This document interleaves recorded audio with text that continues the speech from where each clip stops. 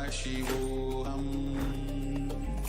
Om Nithyananda Paramashivoham.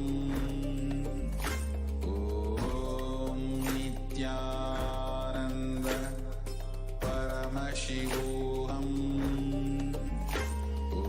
Om Nithyananda Paramashivoham. Om Nithyananda.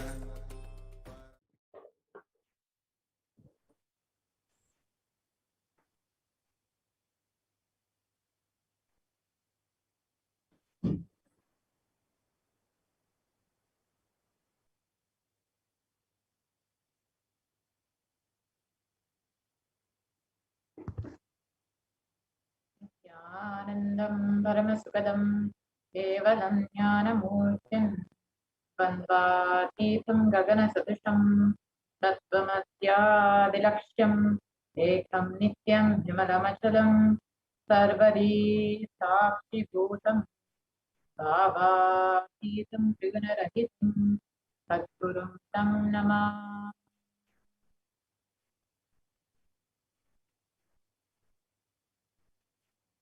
Welcome to all viewers who are joining us from all over the world today for this very special Navaratri celebration. And we are now entering shortly into the third day of Navaratri, and we will be celebrating Devi Rajarajeshwari. So let us now enter into the segment and understand who is Devi Rajarajeshwari, manifesting through the supreme consequences of Jagat Guru Mahasanatana, His Divine Holiness, Bhagavan Nithyananda Paramashivam. Yes, so as on the first day we celebrated Devi Rajarajeshwari, and on the second day we celebrated Devi Meenakshi. Today on the third day we will be celebrating Devi Kamakshi. All of you in this program will be learning about the Navratri celebrations, the celebration of the divine feminine consciousness, about why the divine energy Devi Parashakti has incarnated again in modern age, and about Devi Parashakti. And you'll be learning the supreme point about the supreme point of Hinduism, Jagadguru Mahasanidanam, His Divine Holiness Bhagavan Sri Nithyananda Paramashivam, who has incarnated, who is an incarnation of Devi Parashakti, and how you need to prepare yourself to experience His face inside you.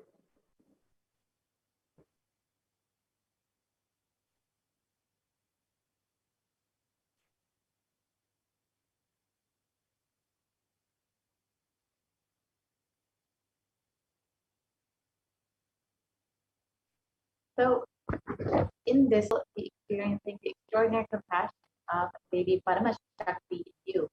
As a cosmic feminine consciousness, Parashakti liberates you, bestowing her supreme knowledge. She bestows her completion through the worship. Devi Parashakti is worshipped by all the gods and goddesses of Kailasa. And in the Chandi Homa, all of Kailasa request her divine presence to bestow upon you. And through her macrocosmic space, getting mirrored in your inner space, for this step, recommended that you do this exercise sincerely, and you will experience delayed gratification.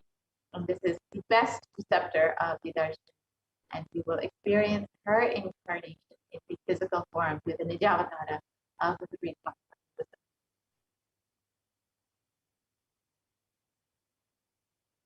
And your course has its roots in the Hindu cosmology. So each segment is designed using the science detailed by our ancestors in the Kamikagama, Upanishads, the Brahma Sutras, and many more Shastras, of how to invoke deity energies into fire and incarnations. And the ideologies that you carry in the Manonmaya, the mind sheath, and the Vijnanamaya Kosha, the intellect sheath, are too important for this experience. Thus, each segment is designed to work on each kosha, recommended that you attend the complete program for the best experience.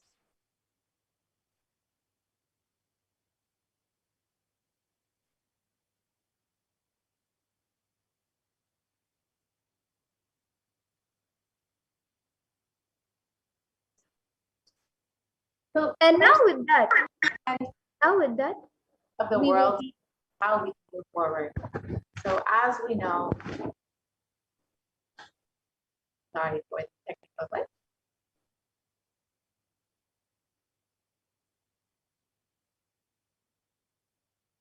Yes, so now with that, we will be moving to the next segment of this program where all of us will be learning more about the power manifestation. We will be seeing the live demonstration of the extraordinary Shaktis, divine powers. And about Devi Kamakshi, the one who we will be celebrating, the form of Devi who we will be celebrating today.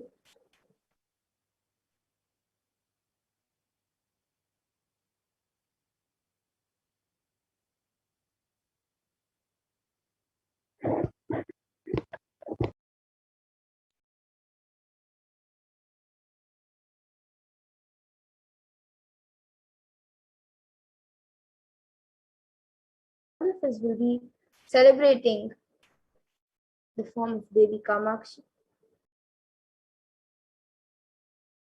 So in the Sri Devi Mahatmyam, it says, Ekai Vaham Jagatyatra Dvitiya Ka Mama Para, which means I am the only eternal power in the world, which none else the second, and none else the second. So therefore, all these different alankaras and avatars are of Jagannatha. The Jagannatha takes the form of Devi Saraswati and bestows education and knowledge, takes the form of Devi Mahalakshmi and gives wealth, food, and much more. And she also takes the form of Devi Mahakali, Chamundi, during the time of destruction of incomplete people, takes the form of Durga Parameshwari to make her devotees to get rid of all the fear. She takes the form of Devi Meenakshi to bestow boons for career, leadership, and Devi Brahmacharini to heal from all mental disorders, and Devi Kamakshi to complete our relationships, and Devi Annapurni to bestow health and abundance, and Devi Rajrajeshwari to liberate us from natural calamities.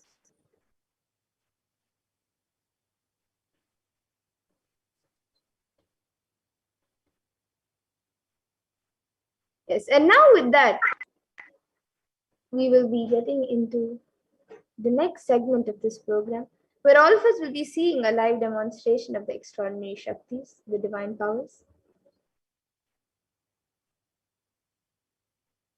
So today the Balasans, the Nithyananda yogis, and the initiated disciples of the Supreme Point of Hinduism will be manifesting Devi Parashakti.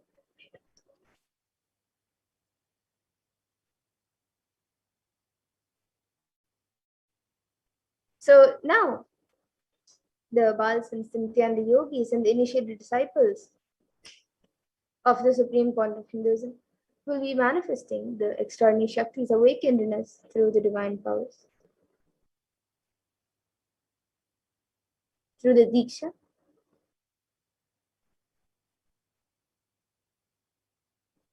And in today's Bhava Samadhi Darshan, on this auspicious day of the third day of Navaratri, with all the rituals happening in the temple and with the live darshan that we all had just yesterday night, all of you will also be receiving the initiations into the extraordinary Shaktis, the divine powers. And all of you will be manifesting the following powers of third eye, which is seen with eyes blindfolded, and various other powers through the third eye, with the blessings and grace of the Supreme Point of Hinduism.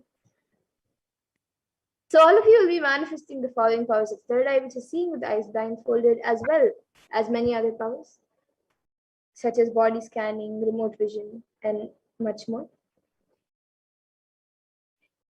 And those of you who might be wondering where exactly the third eye is located and how the third eye works, the third eye is a cosmic browsing center located between the brows, which upon initiation, one can effortlessly express powers through the third eye and see through the third eye just as you would with your two eyes. So now let us understand more about what exactly are Shaktis, how they manifest, and what is their source. So in the Vedagamas, the source scriptures of Hinduism, Paramashiva reveals in elaborate detail that every human being is hardwired to be able to manifest 463 plus extraordinary Shaktis, divine powers, and manifesting powers are described as a system, a method in the science for human beings to explore the ways, possibilities, and powers and have access to various states of consciousness. And Shaktis manifest from the fundamental cognition that you are a divine and you need to manifest the divine, not that you are a man and you need to reach the divine. And many of you might be thinking, or you might be idea that Shaktis and Siddhis are the same, but they're actually not the same. The difference between Shaktis and Siddhis are that Shaktis expressed from the space of enlightenment as a side effect of feeling connection with the divine and high integrity with the Guru and their source of enlightenment, whereas Siddhis are on the path of enlightenment and are powers that manifest from tapas or penance for enlightenment. And the Shaktis of Paramashiva manifest through ordinary human beings in an extraordinary way after the initiation by the avatar and are permanent, whereas Siddhis are not permanent and may divert you from enlightenment. And the source of all these Shaktis, Paramashiva, is the primordial divinity in Hinduism, the ultimate reality and cause, which is self-effulgent, Swayam Prakasha, all-pervading, unchanging beyond time, space, form, and causality. And as the fundamental base of Abhyakta, the unmanifest, and Vyakta, the manifest existence, he performs the Panchakritya or the 5 cosmic acts of Shrishti, which is creation, Sthiti, which is sovereign rulership and maintenance, Samhara, which is rejuvenation, Throbhava, which is pulling out of delusion, and Anugraha, which is liberating grace for all living entities. And the next. Here, all of us know, and the avatar of Paramashiva has come down. The Supreme Point of Hinduism, Jagat Guru Mahasannidhanam, His Divine Holiness, Bhagavan Shri Nithyananda Paramashivam, has come down as the 1008th living incarnate of Paramashiva and the reviver of Kailasa, ancient enlightened Hindu civilization nation, and the great cosmic borderless incarnation. And ever since the beginning of the civilization, the Sanatana Hindu Dharma has been a cradle of enlightened beings and highly advanced sciences, and it was where the science of enlightenment and powers was lived and taught as a lifestyle. And for the first time in modern day, the Supreme Point of Hinduism is reviving these yogic sciences and transmitting it to the world at a record-breaking pace, which is never accomplished before.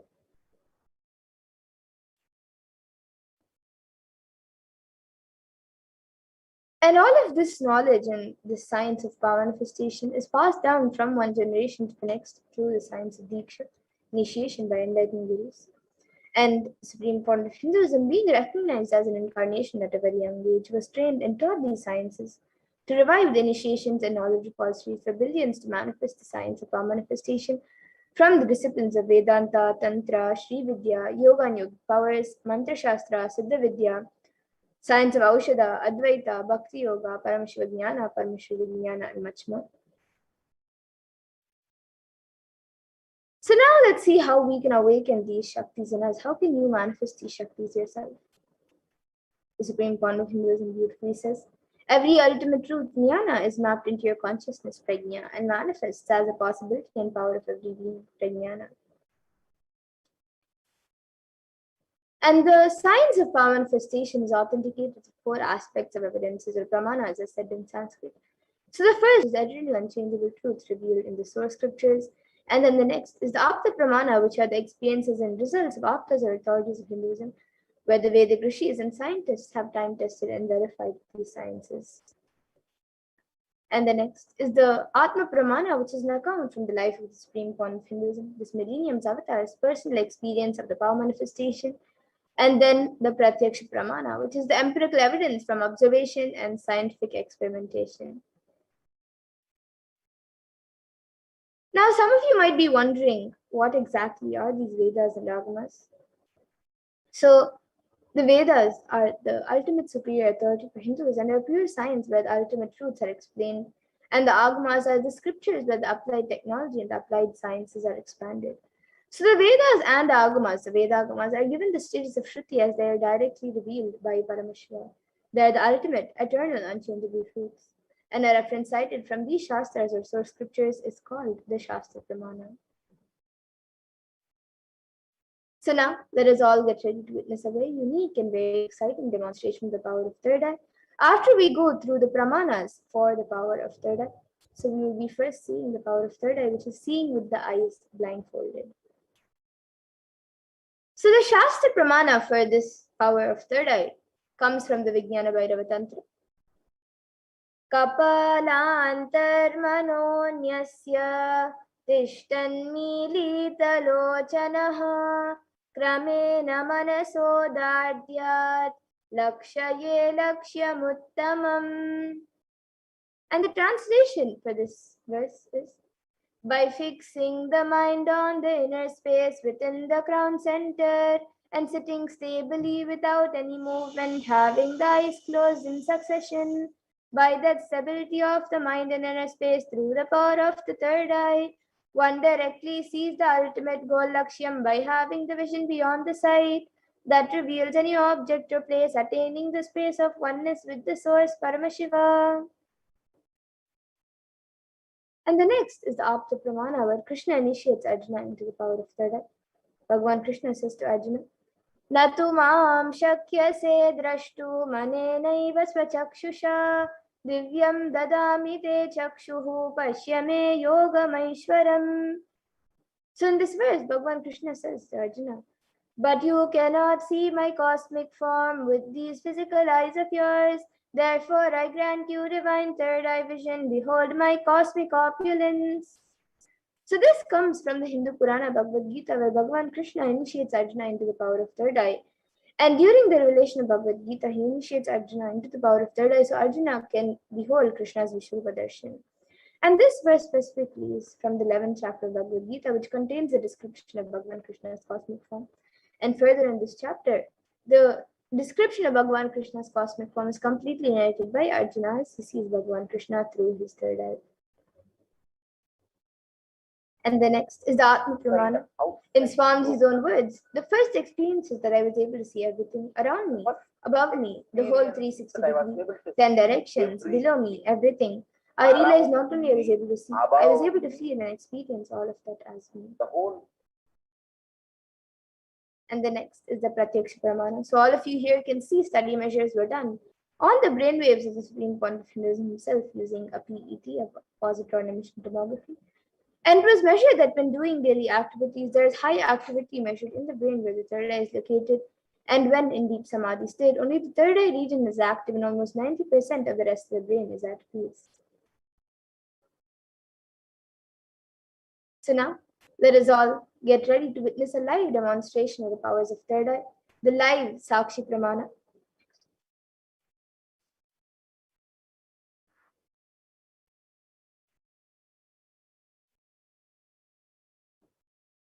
So here with me, I have this eye band, which in front is a thick opaque plastic sheet. And in the back, there's thick black sponge, which will not allow any type of light to enter around the eyes. And now this eye band will be put on my eyes by a volunteer. And once that is done, any of you watching us live on YouTube, you can put your live comments in the YouTube comment section. And this eye band will be put on my eyes. And actually, this eye band is certified by ophthalmology. It is usually given to people who are suffering from insomnia so they can have better sleep. So this eye band will now be put on my eyes. And once that is done, as I said earlier, you can start, any of you watching us right now, you can put your comments in the live YouTube comment section and I will be reading it through the third eye. Eye band will be put on my eyes and all of you can see as it is being put.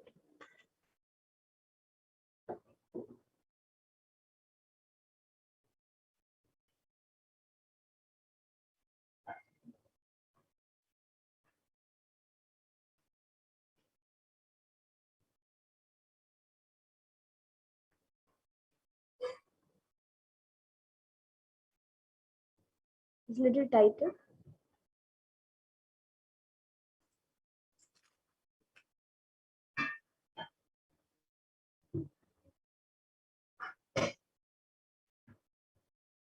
Yes. So now the eye band has been put. Can you move a little to the right? Yes. So now the I band has been put. I will be turning to my right, left, up. Now all of you can see that there's no gaps anywhere. And now the YouTube comment section will be projected in front of me, and we'll also be projecting it for all of you.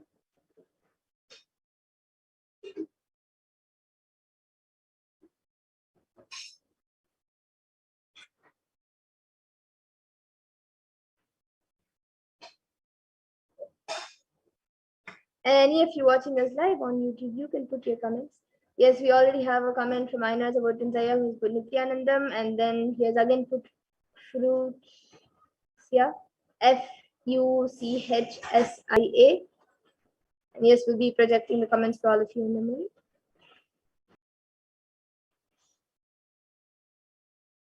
And anyone else also watching us, even you can put your comments. It can be anything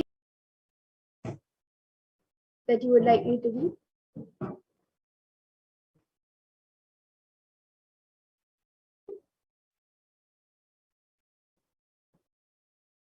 Now, the comment by Aina Zabotinzaya who has put Nithyanandam and then Fuchsia. I'm not exactly sure how to pronounce it. So it's F-R.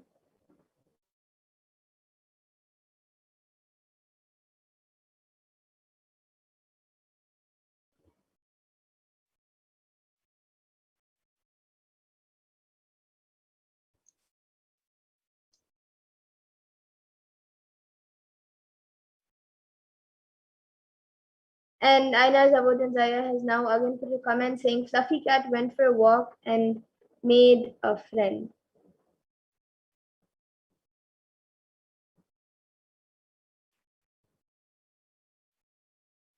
Yes, and I think this is a continuation sentence of yesterday. If I'm not wrong, Aina Zabotinzaya also put a comment yesterday, but only half the sentence of Fluffy Cat went for a walk.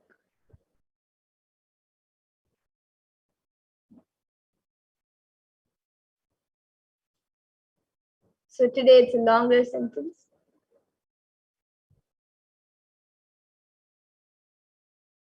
And yes, anyone else also watching us right now, you can put anything that you would like me to read. You can also share your experience or what you felt about the grand and divine celebrations that we had on these first 2 days of Navratri, and today we're on the third day. Yes, now Aina Zabotinzaya has put I am Fluffy Cat and then smiley emoji.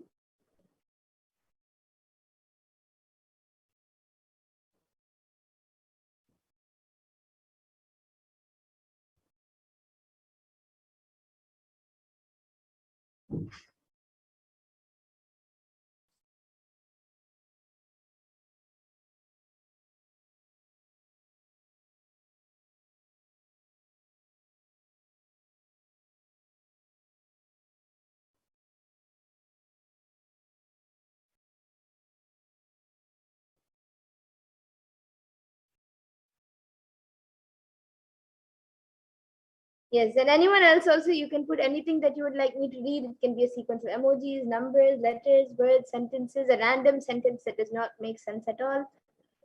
And it can even be a mix of things. It can be a different language. It can be anything.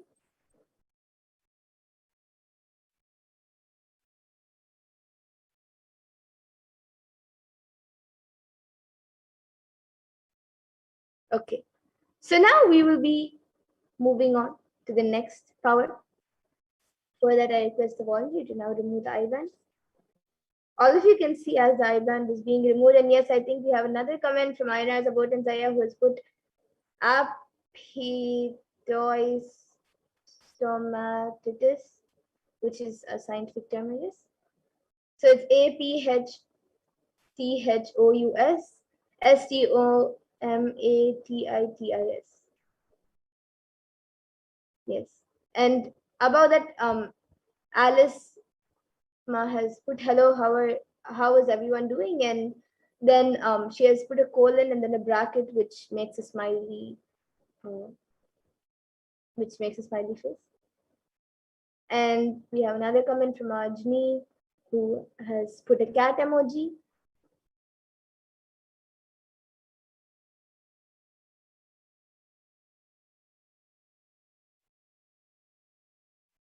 Okay, would anyone else also like to put anything else?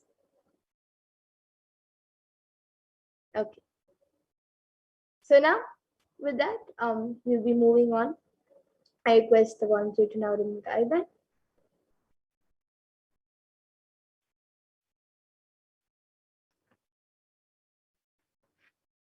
So all of you can see the IBAN as we are removing it. There's nothing added or removed from it. It is just as it was. And now we will be moving to the next power, the power of body scanning, which awakens the ability to scan in-depth illnesses, diseases, medically diagnosed issues in the body, whether it's physically, mentally, or emotionally. And the best part is that we can even scan a solution for the problem. So now we'll be going through the pramanas for the power of body scanning. So the Shastra Pramana comes from the Vijnana Bhairava Tantra. Swadehe jagato vapi sukshma sukshmatarani cha tattvani yani nilayam dhyatvante vyajyate para. And the translation for this verse is, in this verse, Bhagavan Paramashiva says, cognize deeply that from the subtle to the subtlest constitutive principles of your whole body, Swadeha, or of the whole universe, simultaneously consist of the essential reality. They are being absorbed in their source cause Paramashiva. By the experience of such restful awareness, one becomes complete from all thoughts, and the ultimate universal divine power, Paradevi Adi Shakti, is revealed, and supreme power manifestation happens. And the next, the Apta Pramana for this power, comes from the life of a Siddha whose name is Teraya. And Teraya was one of a prominent disciple of Agastya. And one day, a man suffering from severe headache comes to Agastya for healing. Agastya then uses the power of body scanning and identifies the root cause of the headache. And he reveals that there is a small terai, a type of frog, sitting in the person's brain. Agastya immediately instructs Teraya, his disciple, to perform an open head surgery and remove the frog. And once the surgery is completed successfully, the person is healed and cured of the headache. And the next is the Atma Pramana, which was revealed by the Supreme Founder of Hinduism himself on how he uses the power of body scanning. He revealed it on the 22nd of December 2019, paraphrasing his words. Only when I had the multiple compound hand fracture, I was forced to go for surgery and therefore for medical checkups related to that. At that time, we detected heavy metal quantity in my different organs. It was revealed that I had been poisoned without our knowledge. I immediately used diagnostic methods instead of medical facilities to study the body condition due to the poisoning. Through body scanning, I found out what the problems, imbalances had happened and where balances had to be done. I used allopathy as a second opinion to verify my findings. And the next is the subject of few sharings. But around the world, thousands have shared their experience of this power of body scanning, how they have successfully manifested this power after being initiated. And now each of you will be witnessing a live demonstration of this power, and you will also be able to manifest this power yourself after the initiation. So now anyone who would like a body scan, you can put your comments in the live YouTube comment section. And we will be doing a body scan for you.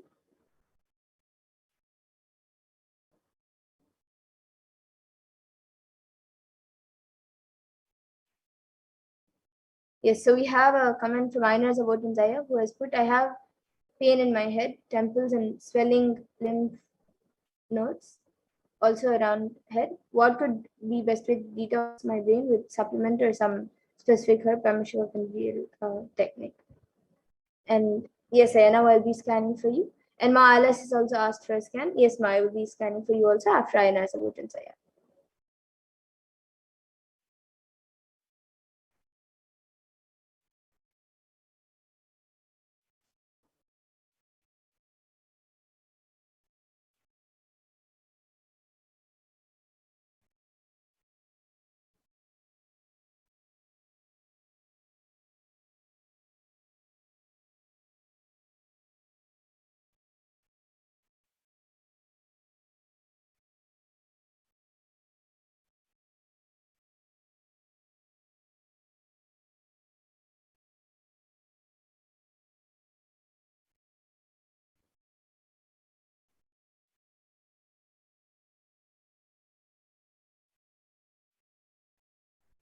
Yes, so Aina is about Zaya. What I was able to see for you is the reason for the headache and for the pain in your head was that it does all the problems in your head and actually above in your upper body, all the problems that you have mainly is any like any consistent pain kind of thing that you're having or shooting pain that you are having anywhere in the upper body is actually due to the blood circulation not being as it's supposed to. The blood circulation is not proper. And right now, especially for your head, the blood circulation, it is happening, but as it should. So the solution that I was able to see, what Paramashiva revealed, was that every day you should start doing at least half an hour of yoga and 10 minutes of pranayama. You can do Trinetri Kumbhaka or any other pranayama which you are comfortable with.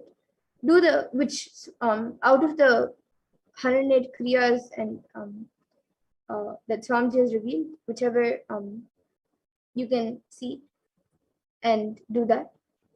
Do that at least for 10 minutes. Do a pranayama for 10 minutes, yoga for at least 30 minutes.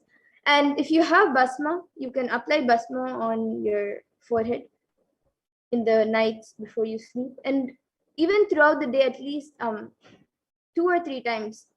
Even if in the middle of the day you forget, in the morning and the evening, apply a little bit pure coconut oil on your temples and just let it be there. And that will help in healing you, Aya. So this is what I was able to see for you, Aina, as a Zaya. And Ma Alice, now I will be scanning for you.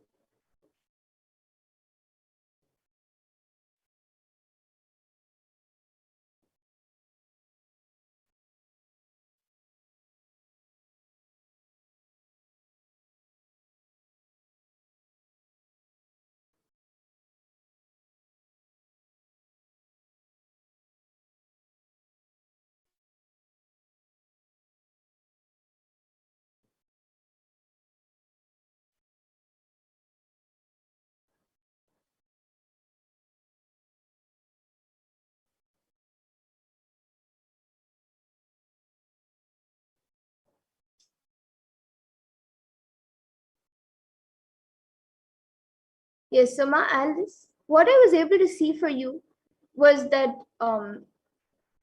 both in your legs and your hands, I was able to see that your skin is getting a little dry. And also, I was able to see that recently something, you hurt your hand or you your hand has gotten a little bit sprained and you're having, often you're getting some pain in your hands. And the solution that I was able to see for this was just Murthy, you're sitting in front of a picture of Swamiji, and just you can, if you have an Atmalinga, you can keep the Atmalinga on the hand and just sit for some time chanting the Mahavakya. If not, just sit in front of Swamiji for some time with the declaration to heal your hand. Request Swamiji to heal the hand in your entire body itself, and chant the Mahavakya a few times, and you will see that you will be healed. And apart from that, I was also able to see some white particles in your stomach, which I was able to see it will get cleansed by itself. It is not any major issue, but you also have it by itself, it will go, but to get it out faster and to keep your body more clean, I was able to see that you should drink jeera water. So jeera water with little few pinches of turmeric. If you drink that, it will when it's hot itself. So just drink that, and that will help in cleansing the stomach. So this is what I was able to see for you. And for some reason, I was also actually able to see horses, which I was able to see horses, which after that I couldn't see anything. I was actually able to see horses. So if you're able to relate to something, and this is what I was able to see for you. No? And Aina Zabotin Zaya has asked, what is the root cause of the restricted blood flow happening in me? Yes, so Aya, what I was able to see it is only because of lots of is just because of lots of the toxins getting accumulated in the body and getting stuck everywhere and getting accumulated in few places. It is when you cleanse the body, automatically it will start happening. And so when you do the yoga, the pranayama, and when you do the solutions, I was able to see that your body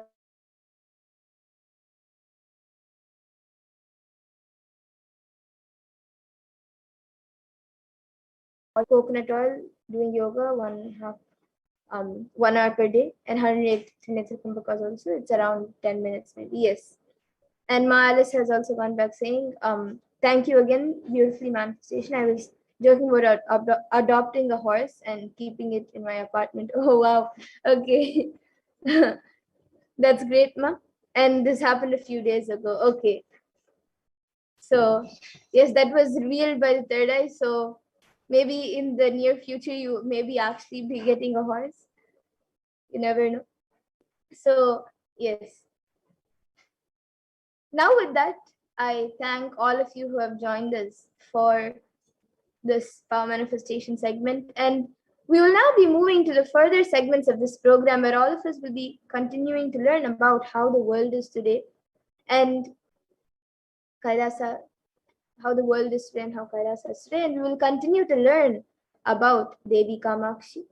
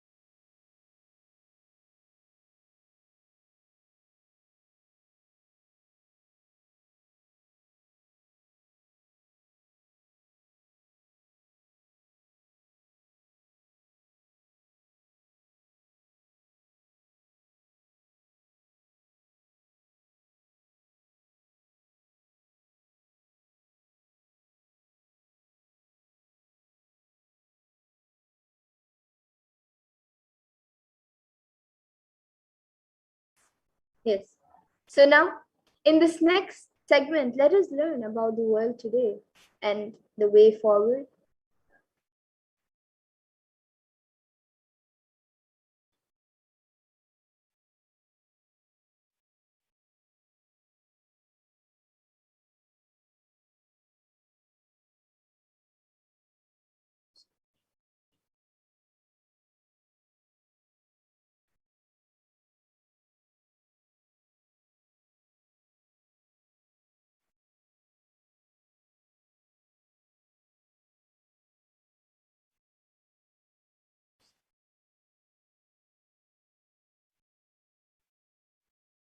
Hmm.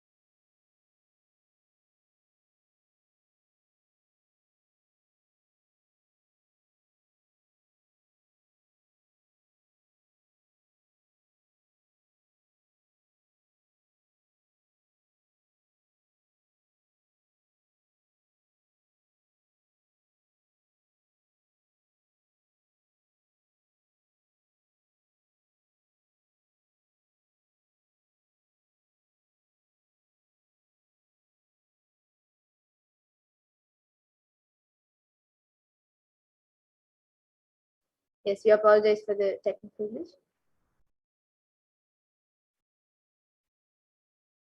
So now let us learn about the world today and the way forward.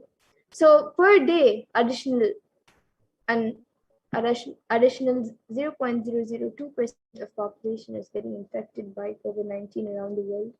And the facts are that total confirmed cases of COVID-19 cases 233 million, which is 3% of the world as of 5 by 54 CEST on the 1st of October 2021, including 4 million, 4.7 million confirmed deaths. And Healthline.com states that new COVID-19 cases have risen to more than 150,000 per day in the United States, and an average population increases in per day is the average population increase per day is 175, 100, 174, 893 per day. So the rate of those getting infected is almost an average rate of population growth.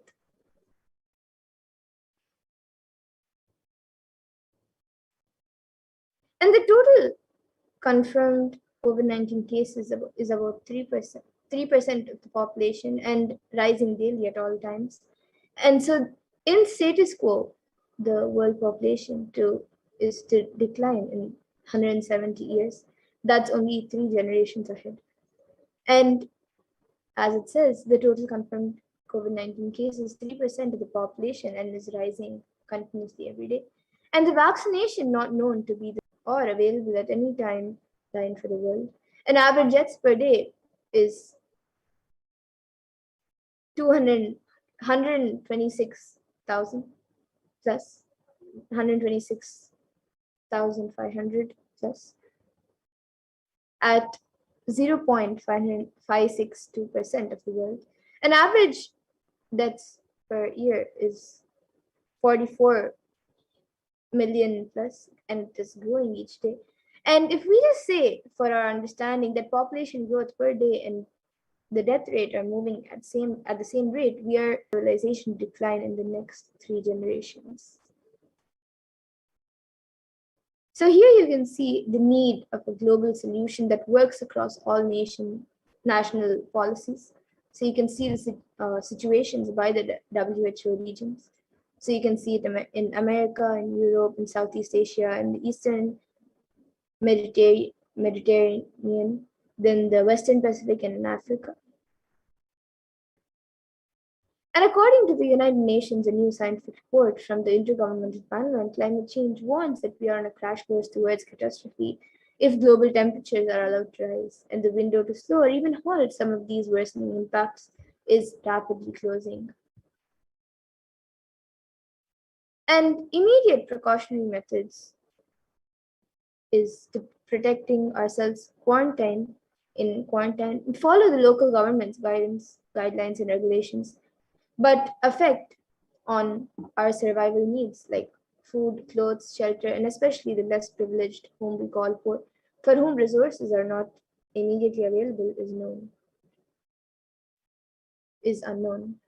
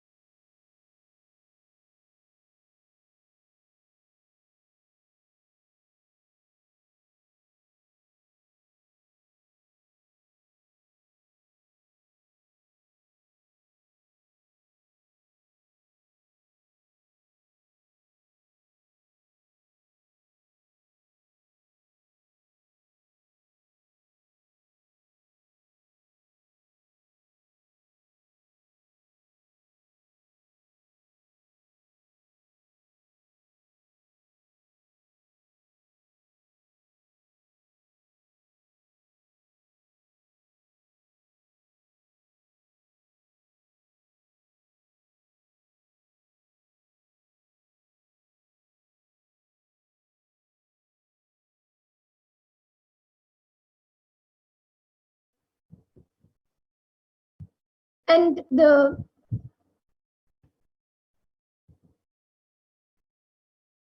bereavement, isolation, loss of income, and fear are triggering mental health conditions or exacerbating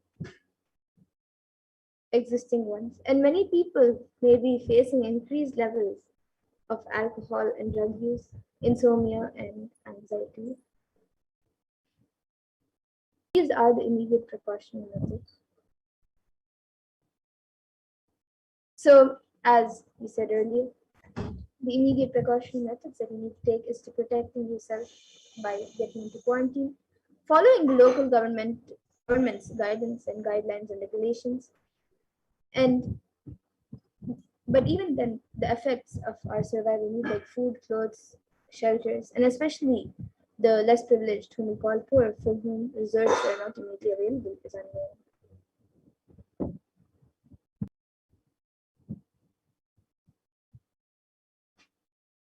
So, what is the karma that caused COVID-19?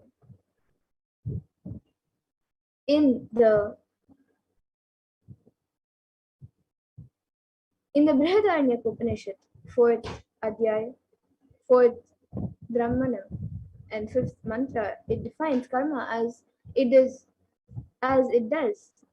it and acts. So it becomes by doing good, it becomes good, and by doing evil, it becomes evil, it becomes virtuous to good acts and vicious through evil acts.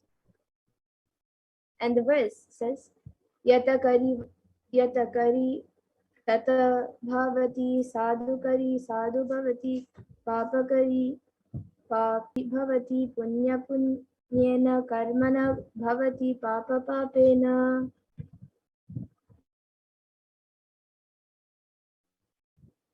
So here you can all see the statistics also of mental health spike amid pandemic fears.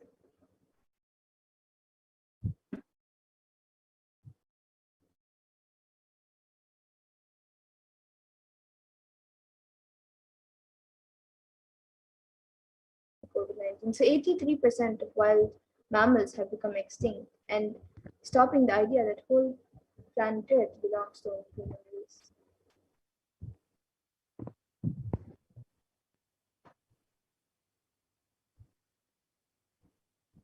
And the second is that we forgot to share the world with others. So let us set a trend of moving to nature-based lifestyle. Let us stop torturing, killing animals, and drop the idea that planet Earth is exclusively for us. And let us set a trend of moving to nature-based lifestyle. And let's stop torturing, killing animals, and let's drop the idea that the planet is exclusively for us.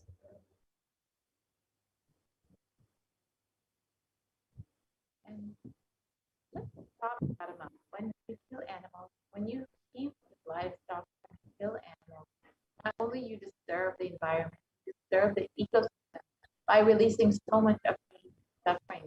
And here you can see the amount of fresh water used for producing 1 kg of food. You can look at how much fresh water is used. Over 15,000 liters of fresh water is used for beef, and compared to tofu or any plant-based food, which is less than 5,000. So almost all animal-based food is more than 5,000. So any meat is more than 5,000, well over 5,000 liters just to produce 1 kg of food, versus all plant-based food is very much less than 5,000 liters of water just to produce 1 kg of plant-based food. So you can see how much of a drain of resources meat-based products are.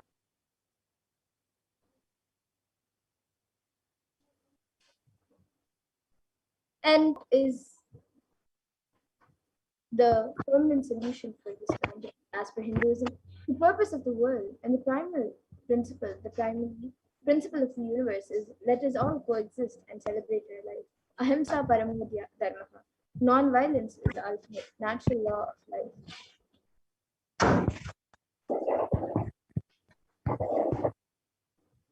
So let us stop that and stop all actions from anger, lust, greed, pride, jealousy, and delusion. Aparigraha, asteya or himsa, the lifestyle of non-stealing, living with minimal things and non-violence.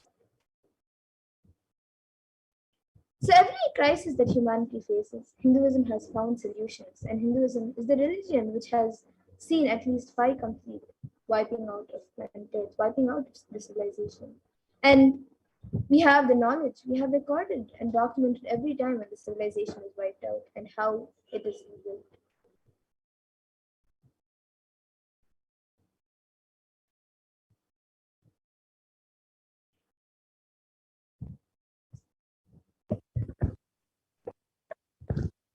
And the world pandemic history and the Hindu solutions, here are a few, where Bhagavan Vishnu incarnated to bring the Vedas and Agamas back from the dark energy during the manifestation of the universe in the form of a fish, the Matsyavatara, and landed it on the planet Earth to give it to Brahma.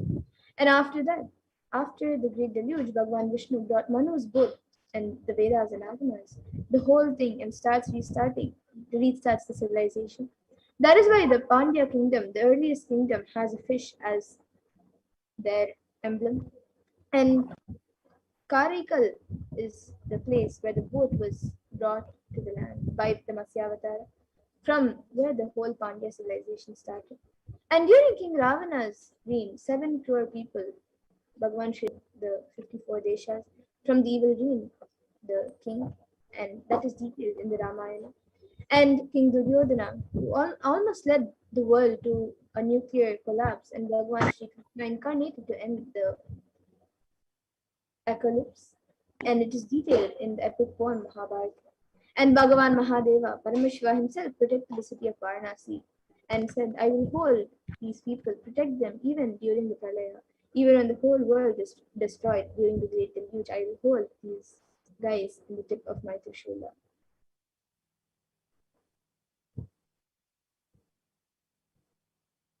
And in the Upanishads, the rishis celebrate the happening of the incarnation who comes down to liberate people from crisis. And it comes from the Taittiriya Upanishad, chapter 3, the Bhriguvali, section 10.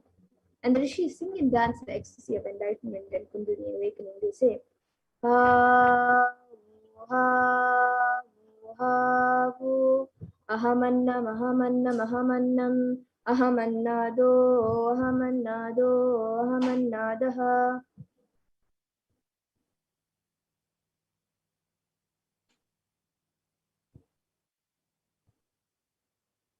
And the ultimate consciousness happens again and again as Acharya, as Guru, and as incarnation. Paramashiva reaching out to liberate individual souls from bondages through knowledge is Acharya. Paramashiva reaching out to individual souls from the bondage, free from the bondage through initiation, Shaktipada and Shaktinipada is Guru. And Paramashiva reaching out to the individual souls and intervening in their karmas, altering it, reducing it, and deleting it, completing it, and changing it. The happenings of the past, present, future is Leela, and the manifestations who do the Leelas are. And the ultimate consciousness happens again and again as the Acharya Guru and as incarnations. So in the Bhagavad Gita, Bhagavan Krishna, who is an incarnation of Bhagavan Vishnu, also promises Yada Yada Hi Dharmasya Glanir Bhavati Bharata Abhyuktanama Dharmasya Tadatmanam Shriyamaham, which means whenever there is a decline in the real consciousness, the collective unconsciousness increases to establish the righteousness of the eternal consciousness, the science of it. I myself appear millennium after millennium. Sambhavami Yuge Yuge.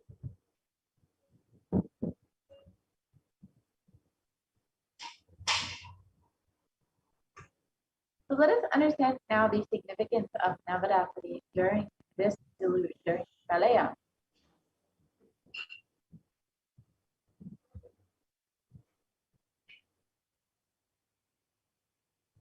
And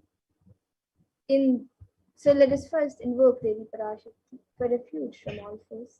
So in the Devi Paramashakti, so Devi Paramashakti in the Devi Mahatmya portion of the Markandeya Purana gives the boon to all beings. Abada danavota bhavishyati tada tada vatiryaham karishyam yari samshayam. So this comes from the 11th chapter of and verse 55. And the translation is, whenever trouble arises due to the Atlantic demons, I shall incarnate and destroy the foes.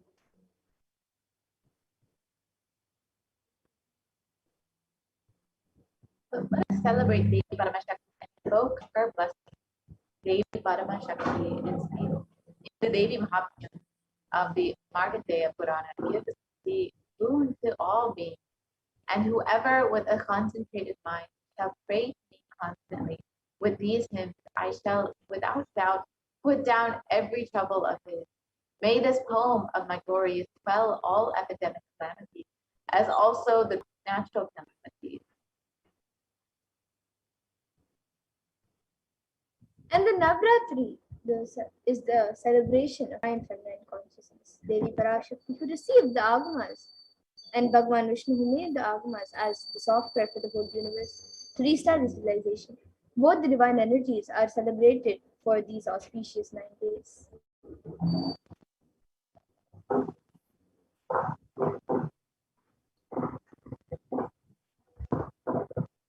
So now there is the significance of Kailasa's Navaratri revealed by the Supreme Court of Hinduism.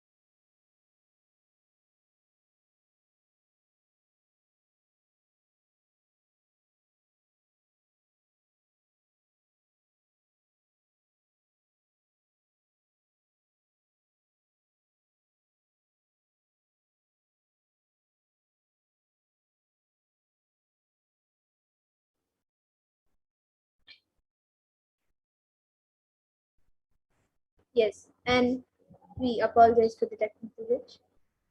You can watch, you can always watch the video on YouTube. The video is available on YouTube, and Swamiji has spoken elaborately on celebrations of Navaratri and on Devi Parashakti. So Parashakti is the source Shakti, the source energy, and the divine consort of Bhagwan Paramashivoham, and the source power from which all of us came, in which all of us are in even now, and in which all of us are going to merge. And it is like how the wave starts from the ocean, raises from the oceans and stays in the ocean and merges with the ocean. The same way we all start from Parashakti, raise in Parashakti and merge in Parashakti.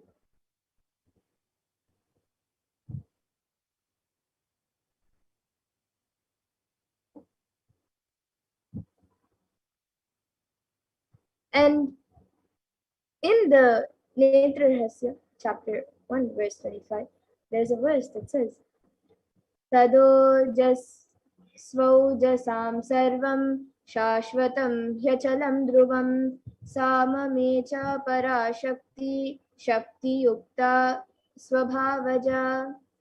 And the translation is, it is like my own life-filled energy, Viryam, my own self-knowledge, indeed my supreme space. It is the essence of all Viryam, the strongest of the strong, certainly and without any doubt. It is the Ojas of all Ojas, the perpetual eternity itself, which is immovable and established from me. She is known as Supreme Icha Shakti, one with Parashakti, born from my own nature, endowed with all powers.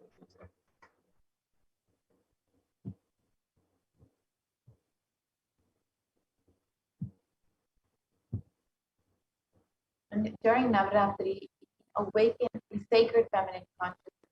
Only feminine energy can be given the word sacred, because when it is awakened, it does so much in your system. It is something to do with the inner quality.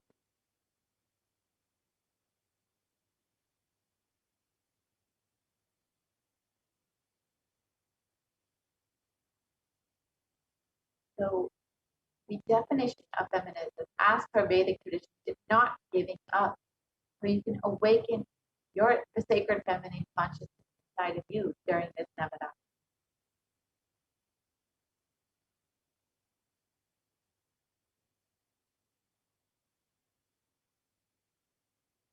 Chandi is the Stotra form of Devi. Chandi Mahadevi, Maha energy, Paramashakti. The verse from Chandi describing the glory of the divine feminine consciousness.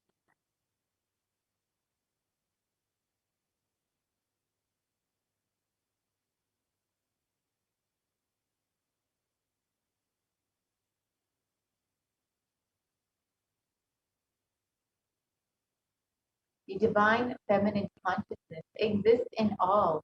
Whatever exists, Sarva Bhuteshu Matru, in the form of the ultimate creativity, mother, and who is residing. Namaste, namaste, namaste, namo namaha. I bow down, I bow down, I bow down, I surrender. It's amazing. It's amazing, Stotra.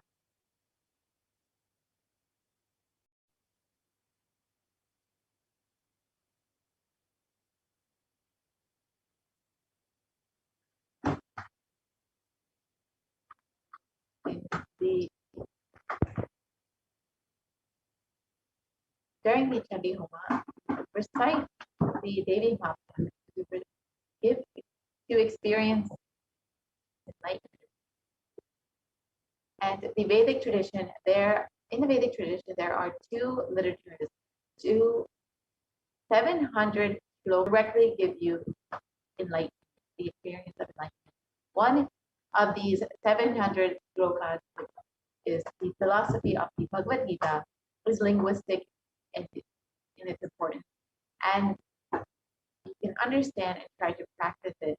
The other 700 sloka is the technique, the chandi, the saptashati, which can directly lead you to enlightenment just by reciting it. Its phonetic importance is there is experience it just by reciting it.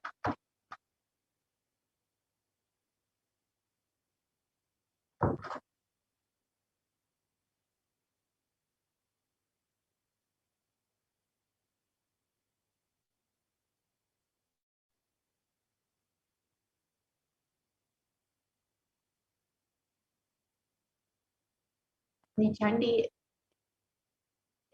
Homa is the hologram of the Vedic tradition. All the Hindu Sanskrit literatures, the Vedic Sanskrit literatures, if you put them together, it will be at least 10 million. At least 10 million shlokas means crores. If all the 10 million were lost except this 700, this Chandi, the verses on the sacred feminine energy, the whole tradition will be revived.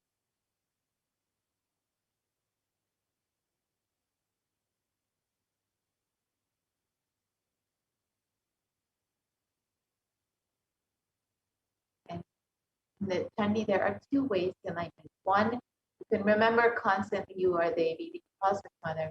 And two, you can recite whatever you can. The sounds of sacred Chandi, the 700 verses. And these are the two ways you can experience a big transformation in your life. Chandi has enlightened masters, all enlightened masters worship Devi. So, for example, Ramakrishna says very beautifully, Shiva is Brahman, but Devi has the key to reach the Brahman. Unless she opens, nobody can reach. Unless she opens, nobody can reach. Very beautifully, he describes, even though husband is the owner, he doesn't have the key. It is hanging in the hip of the mother. Either you need to fall at her feet, at the feet of the mother, or maybe the son, small kids who are already near the mother. They can go and have the right to remove the key from the hip.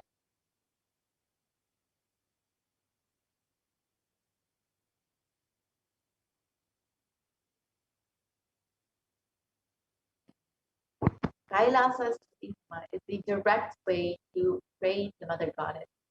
The 9 days are the 9 expressions of Devi Paramashivoham, the energy of Devi, and the energy of Devi will be gracing us, manifesting in the Nijavadara, the green concept of Jagat Guru Mahasannidhanam, His Divine Holiness, Nithyananda Paramashivam. Kailasa's Chandi Homa, personally being conducted by Devi's divine energy, makes you awaken yourself to the knowledge, the science from the Agamas, the Chandi Homa, the science from the Rig Veda, and the initiation, the Darshan, science from the Agamas.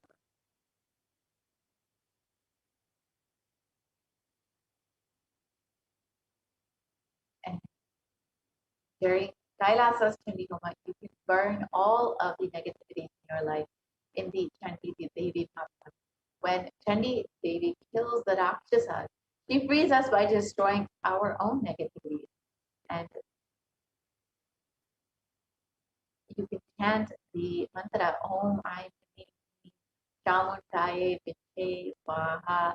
It will simply awaken the Kundalini Shakti, the vital energy which lies dormant in the base energy center of the bottom of your spine. It will transform your whole being, raise you to a different frequency of consciousness.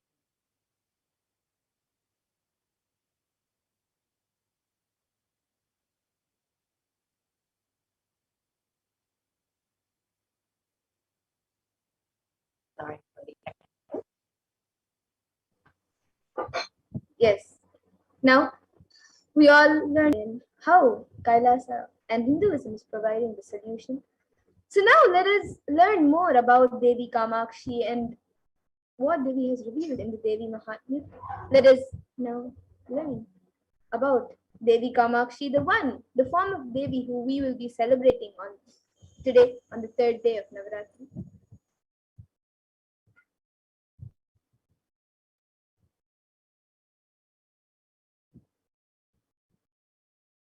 So in the Devi Mahatmyam, the Sri Devi Mahatmyam says, Ekaivaham Jagat Yatra Vitiya Ka Mama Para, which means I am the only eternal power of the world and none else. The second. Therefore, all the different alankaras and avatars of are Jagannatha, and that Jagannatha takes the form of Devi Saraswati and bestows education and knowledge, takes the form of Devi Mahalakshmi and gives wealth and food and much more.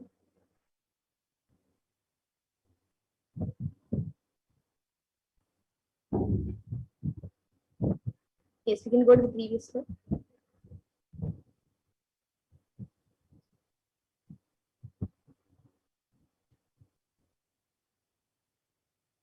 We can go to the previous slide.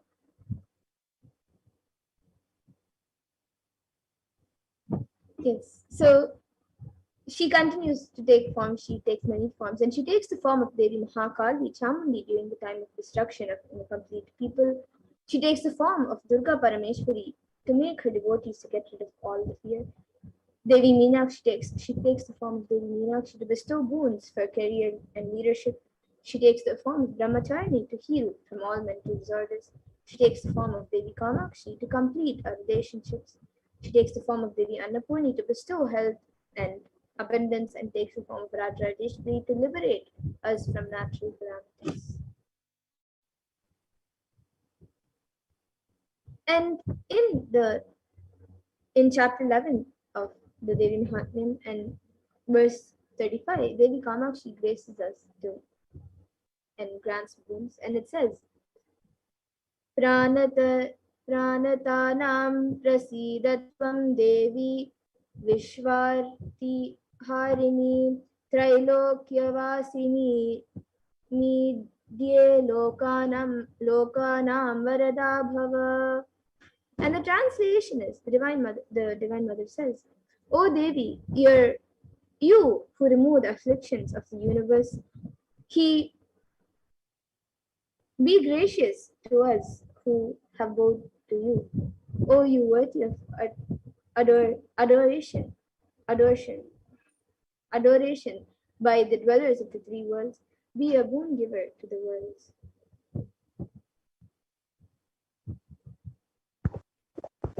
Devi Kamakshi brought the signs of enlightening the world. Devi Kamakshi's Jiva Samadhi is in Kanchipuram. She came down and did tapas towards Paramashiva and became enlightened. Kamakshi's presence in Kanchipuram still radiates the highest sensitivity. Awakening the sacred feminine consciousness in every one of us. And this is the oldest mother worship tradition. And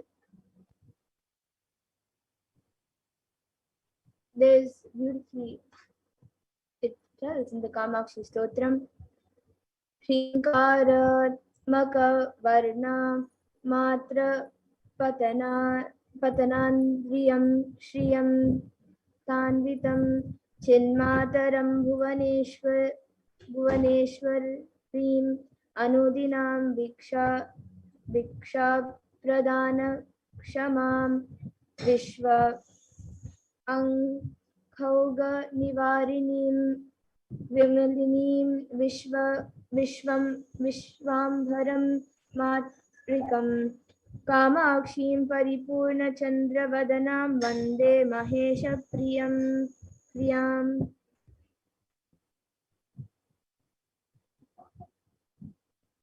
The meaning of the Stotram. Salutations to Devi Kamakshi, whose nature is expressed by the syllable Ni, by reciting which the powers of Aindri and Shri spread forth, who, as Devi Bhuvaneshwari, the embodiment of pure consciousness, is always showering boons and forgiving sin, who as the all-bearing mother of the world, the stainless and pure, keeps off the sins of the world from the hearts of the devotees, whose face shines like the full moon. We extol Devi Kamakshi, the beloved of Shri Mahesha.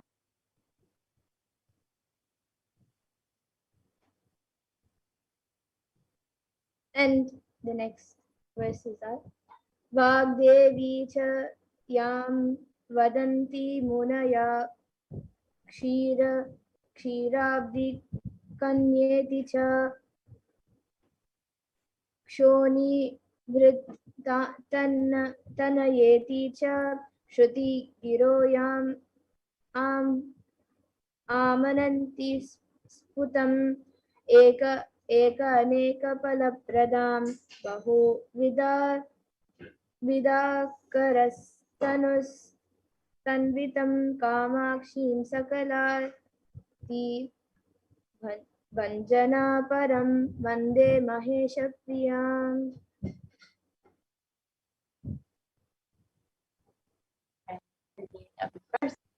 Salutations to Devi Kamakshi, who is called as the goddess of speech, Devi Saraswati, and the daughter of the milky ocean, Devi Lakshmi, and the earth-born daughter, Devi Sita, who is the voice behind the Shrutis, and manifesting out of her own will, who is the one bestowing many fruits and manifesting in various forms, and who is the destroyer of all suffering and transcendental in essence. We extol Devi Kamakshi, the beloved of Sri Mahesha.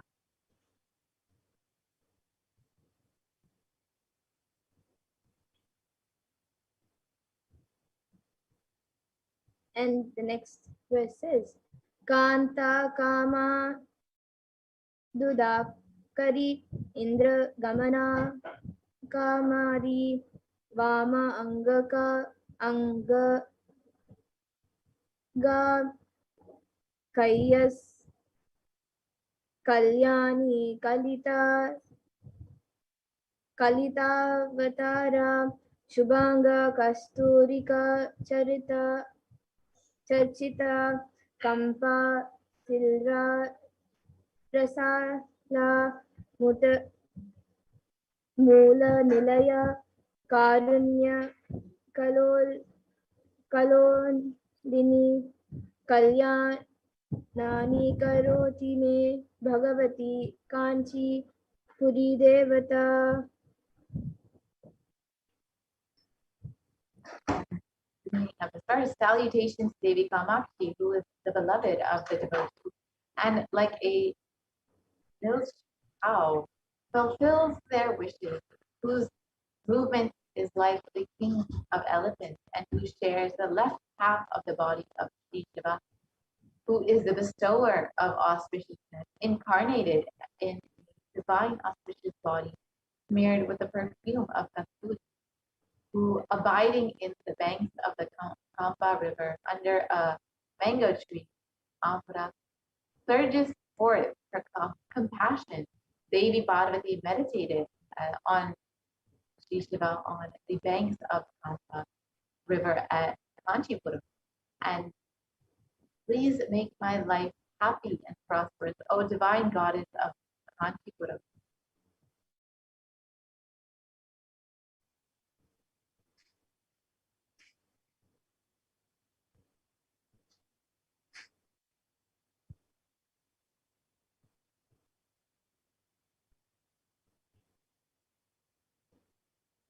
Yes, you can go to the next.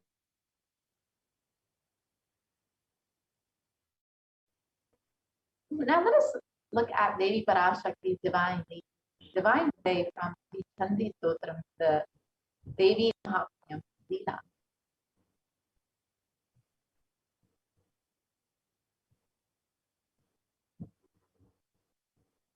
So today let us meditate on the Leela from the Devi Mahatmyam, where Devi incarnates to save humanity when greed befalls.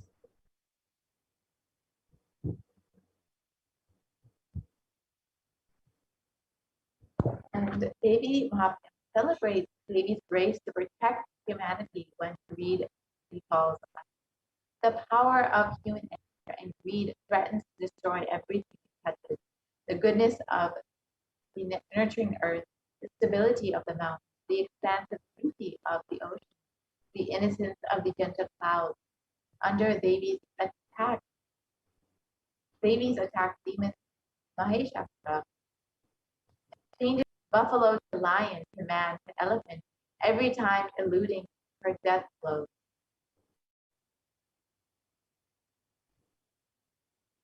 So like Mahisha, we go through life dissatisfied, often agitated, and sometimes full of rage, and the causes of our misery change over time.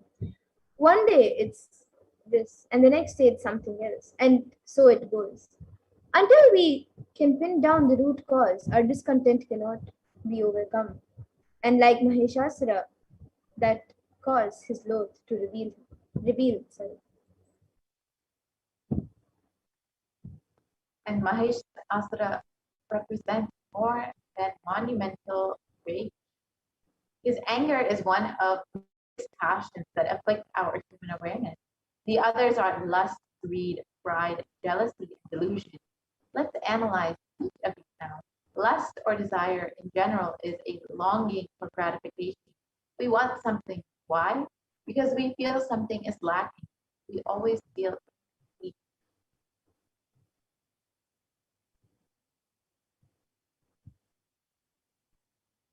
We feel it or separated in some way, and when we fall to satisfy a desire, a common response is anger. Or when a desire is satisfied, a common response is greed, that we want more. And so we're caught in an ongoing cycle. To make matters worse, we can add pride and jealousy to the mix.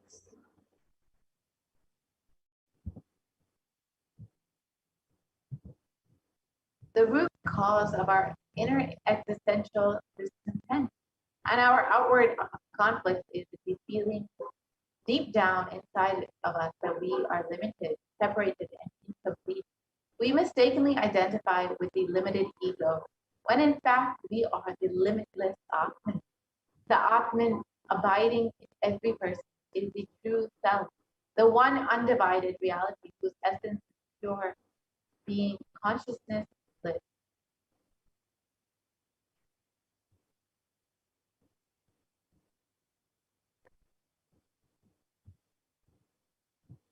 And in the 8th and 9th chapters, it says, and the verses it says, salutations to the Devi, to the Mahadevi, salutations always to her who is ever auspicious, salutations to her who is the primordial cause and the sustaining power.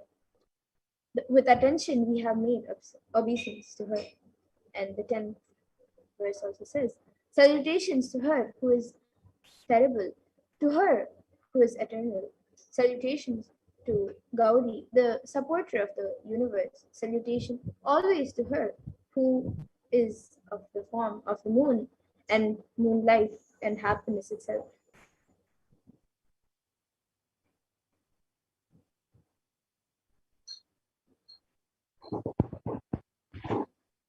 In this country, most of us are Maheshasura, just operating on basic impossibilities.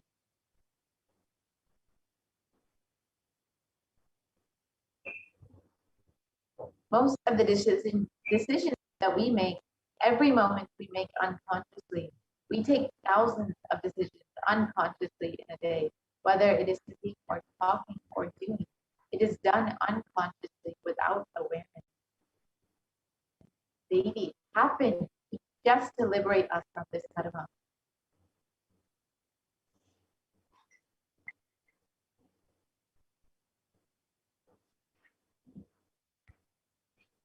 That is the reason that we are not able to connect the cause and the effect of the things that happen in our lives. We always think we have been dished out unfair results.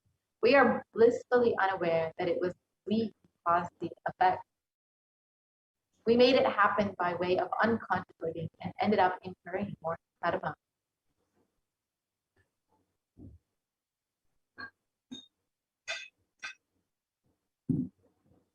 And there is a way to again and again remind ourselves not to collect karma and to live without the influence of the earlier incurred karma. The first step is to have a clear understanding that karma is powerless in the presence of an incarnation.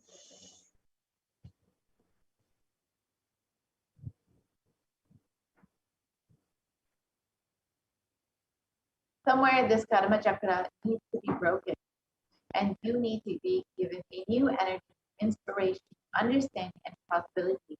If you are always stuck with this action result life cycle, you will never ever be given a chance to taste the possibility. Possibility can be given to you only when the divine intervention happens in your life. Mahadeva intervenes in your life in the form of Guru. He assumes the form of Guru just to liberate people from the Karma Chakra and give inspiration, joy, bliss, and cause miracles, and ultimately to give enlightenment itself.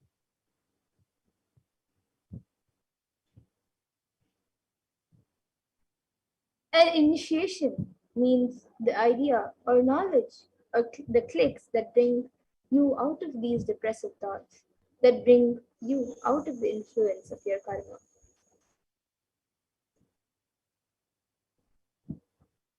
The Supreme Concept of Hinduism, Jagat Maha Sannidhanam, His Divine Holiness, Bhagavan Nithyananda Paramashivam, is the Nijavatara of Devi Shakti herself.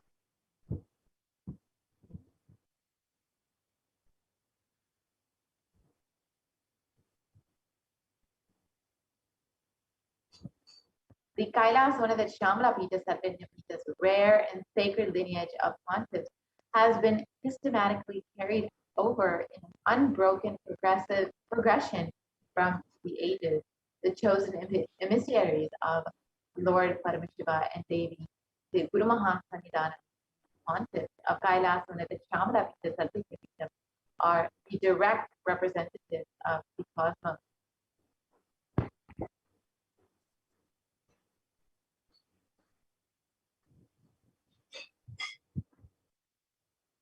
And on the 27th of April 2012, Srila Shri Nithyananda Paramashivoham Paramacharya Swami was formally appointed as the 293rd Jagat Guru Mahasannidhan, the Guru Mahasannidhan of Kailash under the Shyamala Pita Sarvanipitam, and is the lawful successor, descendant, and inheritor, invested with all the powers, duties, obligations, and obligations to perform the rituals, spiritual, religious, and customary rites vested in the Kailash under the Shyamala Pita Sarvanipitam, and has been reviving its spiritual, religious, and linguistic epicenters to its original glory.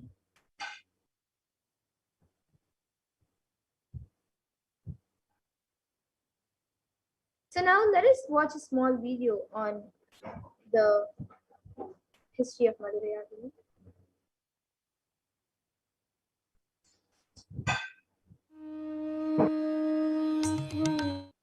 The ancient temple town of Madurai in southern India boasts of a 2,500-year-old history of spirituality.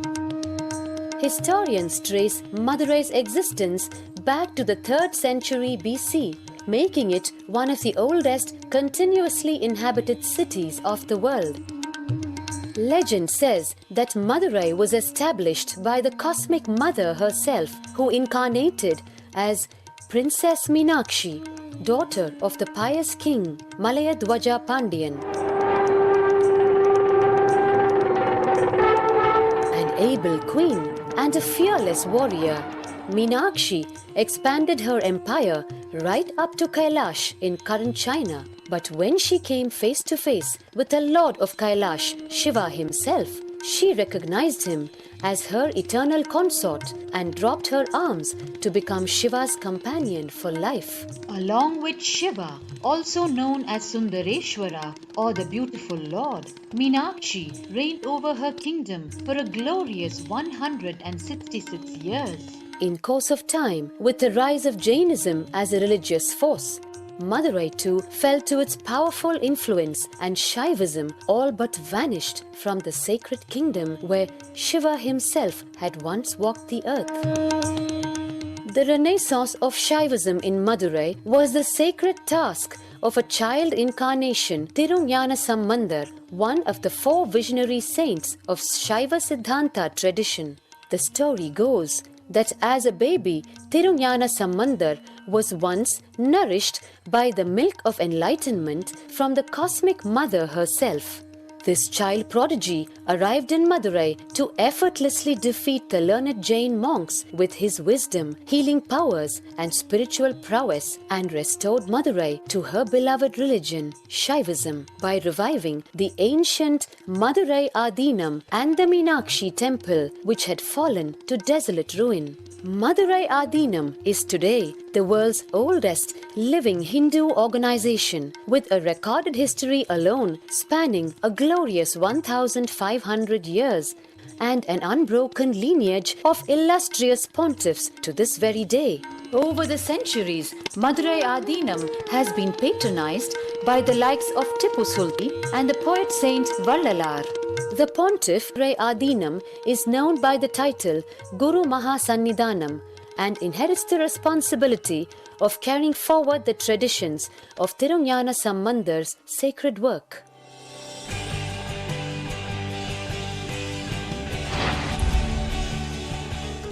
On 27th April 2012, a new era began in the history of Madurai Adinam. The 292nd Pontiff, Sri Arunagiri Nadanyana Sambandha Desika Paramacharya Swamigal, guided by intuition and inducement by Lord Shiva, coronated a charismatic young saint as the 293rd Pontiff of the Madurai Adinam. An accomplished yogi, a pragmatic social visionary, and an adept in mystical sciences. His Holiness Paramahamsa Nithyananda is revered as a divine incarnation by millions worldwide. Within weeks of his ascent to the sacred throne, he brought about sweeping changes to the Adinam, including the renovation of the ancient monastery, Annadan, free food for thousands every day, free medical camps, yoga classes, scriptural study, spiritual healing, and meditation programs. The traditional Adinam now has a website, and thousands participate in the morning worship and spiritual talks via live streaming and two-way video conferencing. Vast properties belonging to the Adinam are being reclaimed from illegal encroachment. Its numerous temples are being restored to sanctity, and the neighboring villages are being adopted, with basic amenities, education, and medical care being provided for all. His Holiness dreams of an authentic Vedic Renaissance, for which India has already waited too long. Here, I take the commitment of making Madurai Adinam as an international religious organization.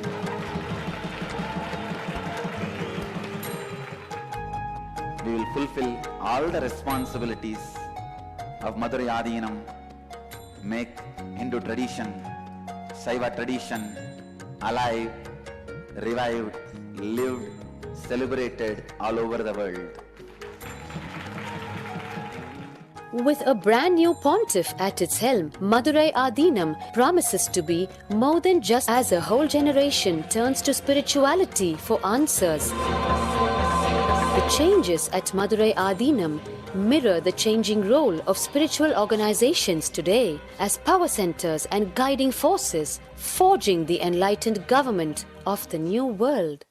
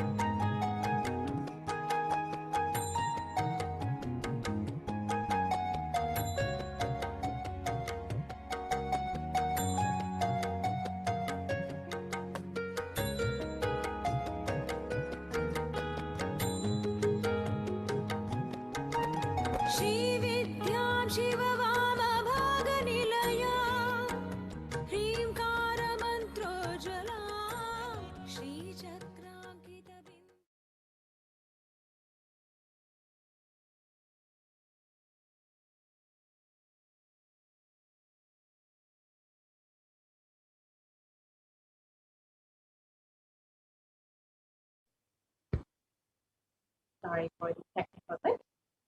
Be right back with this slide. Now that we've seen the history of the Madurai Shamla Pita Satyajna Pita, the Kailash Shamla Pita Satyajna Pita, which Swamiji, as the 293rd Guru Mahasannidhanam, is the head of currently.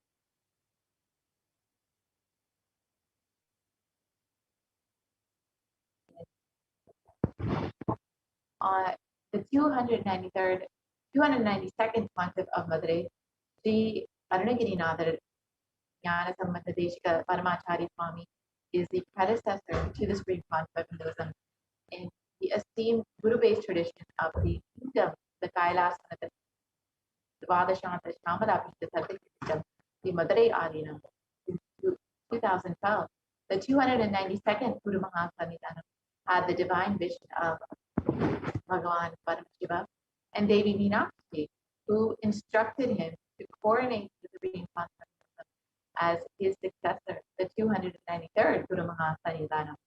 This historic record of Madhuri Adinam introducing the successor of the Supreme Concept, the Jagat Guru Mahasannidhanam, is divine Bhagavan Nithyananda Paramashivam.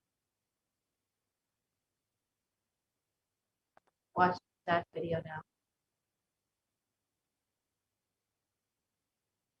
This is a test for Monday.com's new product, Monday Work Docs. Test number 1, the typing test. So let's see.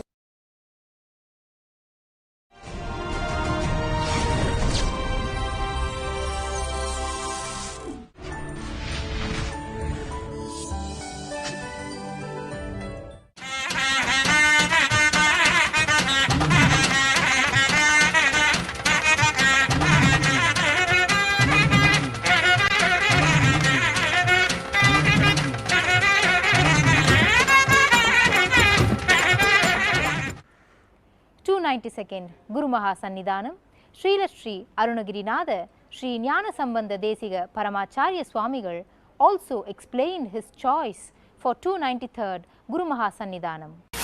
Our beloved disciples, the delegates, the head of the branches of all Dhyana Pidams in various centers in Tamil Nadu and India. We are very glad and proud that we were finding out a successor should be appointed for a long time. But as far as Madurai Adinam is concerned, the 291st Guru Mahasannidhanam, the 290th Guru Mahasannidhanam, the 289th Guru Mahasannidhanam, all were genius and sages and saints. Therefore, we thought, we had a great mind that our successor should be a genius and a saint and sage.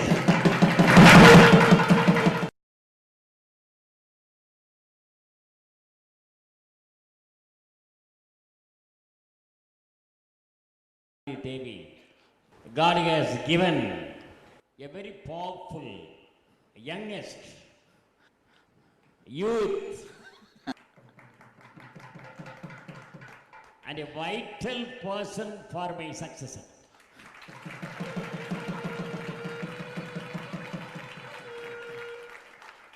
It is a noble gift of Lord Shiva. The Jnana Sambandha Swamigal Adinam. It was the very, very oldest and ancient mutt in India, which was established in the 6th century by Saint Jnana Sambandha of Sirihari, Tanjavur district in Tamil Nadu. He was not only propagating the Saiva religion, he was not only propagating the Saiva Siddhanta philosophy, he not only sang 4,000 odd Devaram songs, but also he was striving for the upliftment of the downtrodden people, and he was propagating the praise of Tamil language.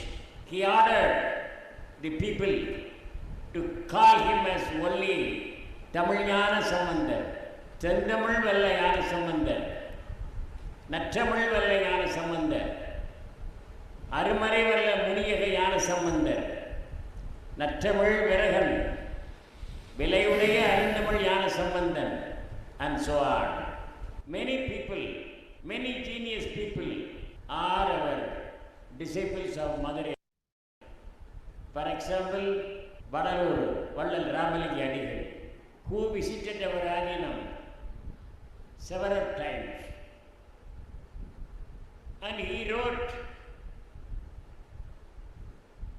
3 pages songs about the praise of the Madurai Adinam. He was blessed by the 288 Guru Maha Sannidhanam Sri Sri Swaminatha Sri Jnana Sambandha Desika Paramacharya Swamigal. And the Bhaskara Sethupathi of Ramnad Samasthanam was a disciple, and he constructed a bungalow for the stay of Guru Maha Sannidhanam in the Madurai Adina upstairs. And then the Pasumbar Muthuramalika Devar also, our disciple, he was given a honor that Sanmarka Sanda Maranam by our Guru, 291st Guru Maha Sannidhanam. And the Panditore Thevar, the founder of 4th Tamil Sangam in Madurai, and the king of Thurayur, Veera Martanda Mannan, Dudley, a Governor General of London, was our disciple. And so many people, the Professor Mananmani and Sundaranar also are our disciple. Not only that, the Mananmani and Sundaranar, the professor of a college, who came to our Adinam and wrote a book entitled as The Age of Tirunjana Sambandha. In that book, he mentioned that Tirunjana Sambandha of Sirgali, Tanjavur district, is not only the founder of this mutt. He is not only the one of the Saiva Sabhaya Nayanamars. He is not only the popular leader of Tamil Nadu, but also the champion of social equality, who expelled the untouchability even in the 6th century. Therefore,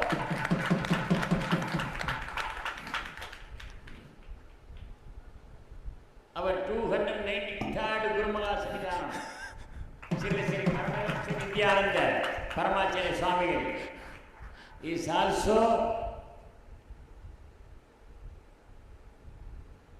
a deepest disciple of Saint Tirunjana Sambandha. Not only that, he may be called as the Avadara of Tirunjana Sambandha.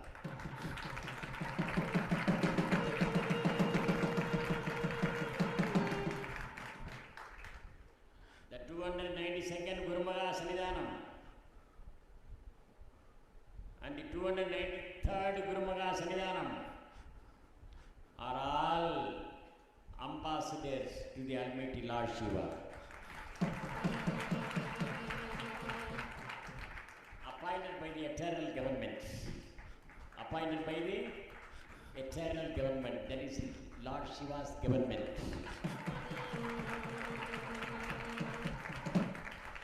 There is no any tenure of period.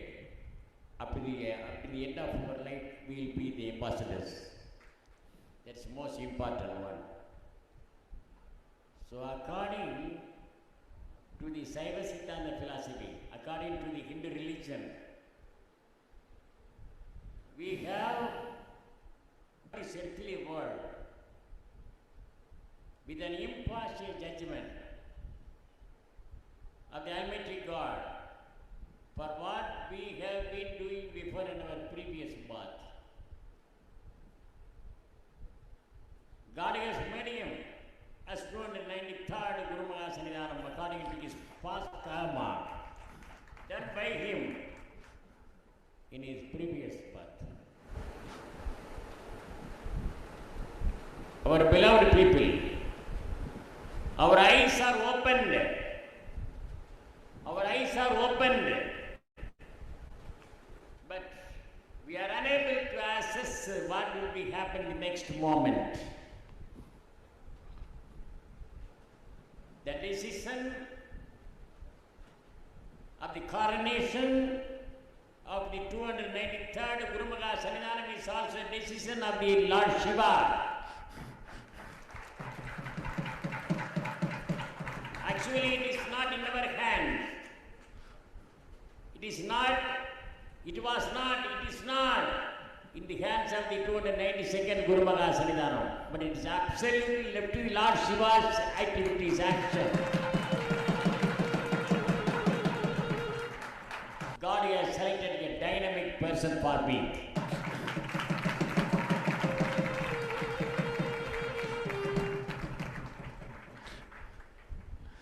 Dynamic, not only dynamic person, but also gigantic person.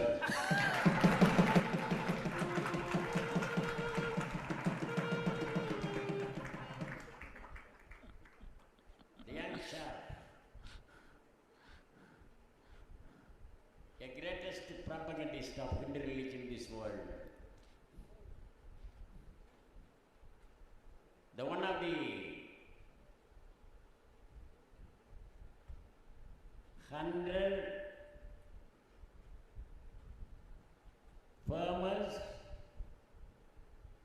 Hindu leaders among the 100 Hindu leaders, the great leaders. Sri Paramashivoham Nithyananda Paramashivam is one of the grand leader in Hindu religion. Not only that, it's a spiritual word. A living people is Nithyananda. One of the living person, one of the living dignitary, one of the chief representative of this Hindu religion. It is recorded in America. London. In all countries, in London, you see, we have great connection in between the Madurai Adinam and the England. The 289th Guru Maha Sannidhanam was honored as Rao Bahadur by the British government. In that connection, Sri Paramashivoham Nithyananda Paramashivoham has been given the one of the living people in the Hindu religion by the London government, London people. It is proud, not only proud for the disciples of Dhyanapidam, not only the proud of the delegates of the Dhyanapidam, not only the proud of the Saiva Siddhanta disciples, but also for the whole Tamil people. The one of the 100 most spiritually influenced personalities. Watkins Mind Body magazine, Esoteria magazine in London, it has published this news. Therefore, our beloved Atmans, you are all here. You are all seeing this grand function according to the great grace of the Lord Shiva. The press people are all watching. The news is spreading all over the world. It is the action of Lord Shiva. The 293rd Guru Maha Sannidhanam, we have coronated him as a Pidadipati of Madurai Adinam.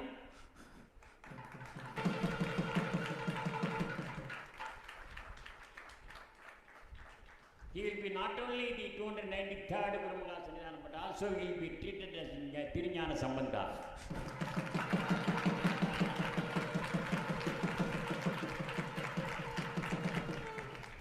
It is the traditional customary rules and regulations of the Madurai Adinam.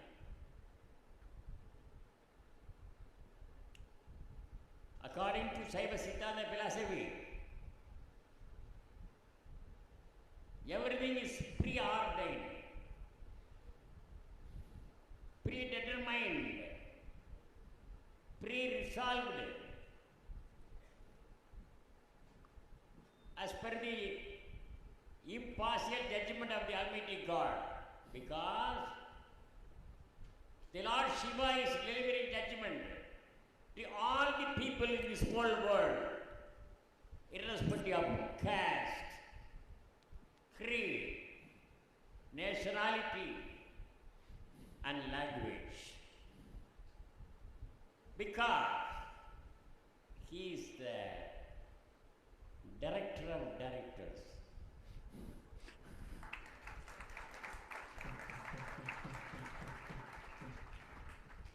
He is the doctor of doctors. He is an engineer of engineers.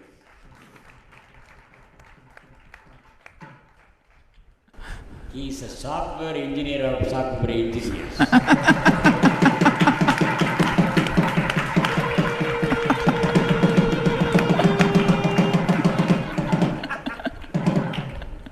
He is a prime minister of prime ministers.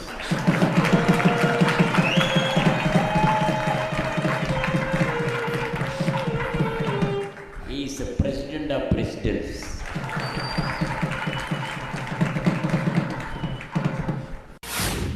He is the actor of actors.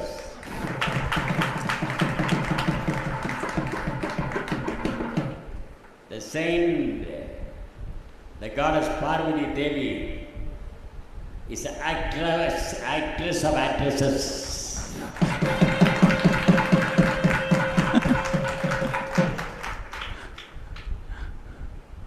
He is the Gurumaga Sanidhanam.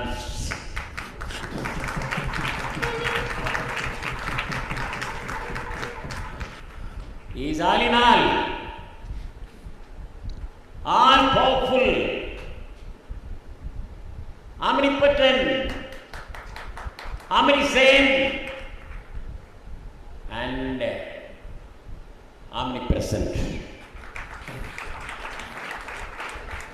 The Lord Meenakshi Sundareshwara is here.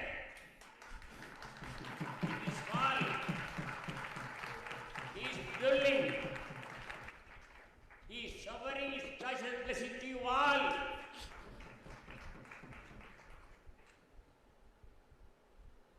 But how to prove the existence of the Lord Shiva and the goddess Parvati? I shall give you an example. This is called mic in English. Tamil Oivangi Karuvi. How it functions. As per the connection with the electricity, it functions. But are we able to see the electricity through our eyes? No. We are unable to see the electricity through our eyes. But actually it is functioning. Likewise, the Almighty God is everywhere. He is beneath us. He is before us. And He is above us. That is called in Tamil Thondra Thunaivan. Therefore, we are all here. So many people are here. Foreign people are here. But every individual is ordained. We are unable to create even a nail or a hair. Everything should be given only by Him.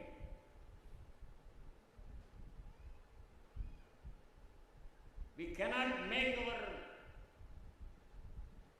body brilliant, or we cannot make our face, our hands, our legs, or our chest colorful through going to the beauty care center.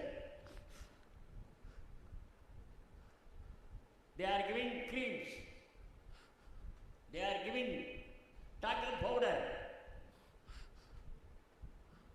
and all, and so on. But blacks will be black. The colorful people will be colorful. We cannot make us height taller than others. We cannot make weight and height. Everything, whatever may be. We cannot make our wife. We cannot create our wife.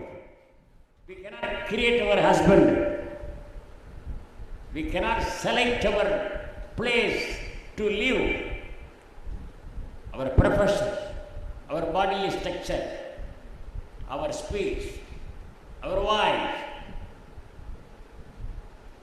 our hands, our ears, our mouth, our nose, all are given by the Almighty Lord Shiva. We are all receivers.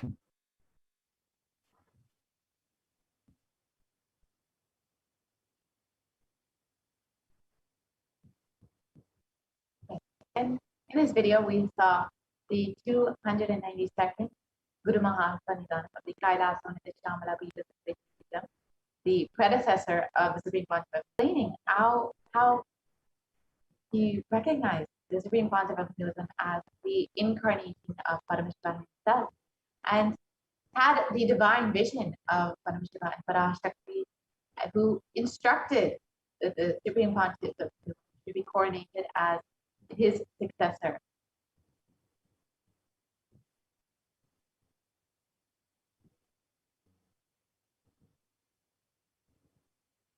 And here is the coronation of the Supreme Pontiff of Hinduism as the present 293rd Jagat Guru Mahasannidhanam of the Kailash Nithyananda Paramashivam.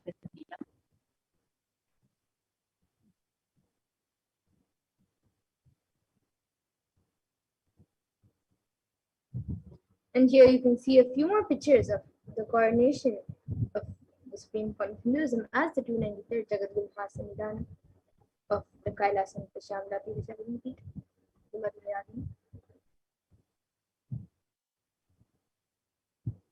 The Supreme Pontiff of Hinduism was declared as the successor of the Arunachala Sarvajñapīఠa by the Guru Parampara at the mere age of 16 on the 24th of May 1994.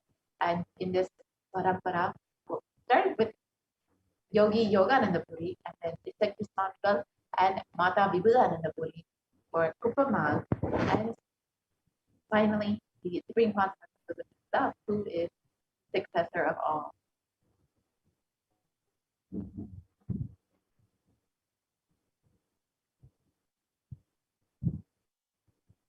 And the Supreme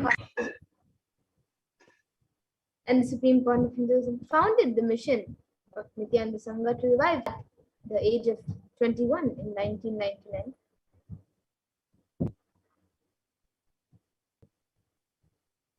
And Supreme Pontiff founded the Adi Kailash Sarvajñapīඨa at the mere age of 24 on the 4th of November 2002. You can see the Supreme Pontiff of Hinduism performing the rituals to inaugurate the Adi Kailash Sarvajñapīඨa.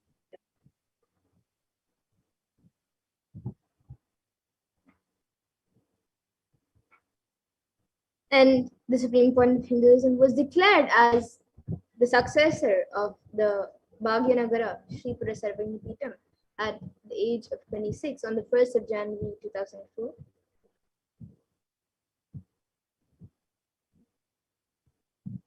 And the Supreme Pontiff of Hinduism is the incumbent emperor of the Hizdani Savrajam of the Suryavamshi lineage at the age of 26. Is declared and coordinated as the emperor of the kingdom.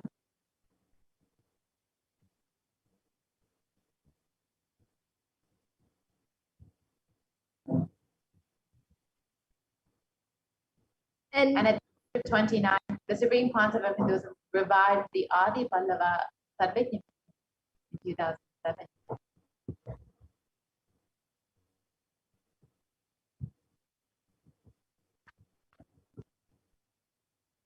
And the Supreme Pontiff of Hinduism at the age of 30 was coronated as the successor of the Kashi Sarvajñapīඨam in 2008.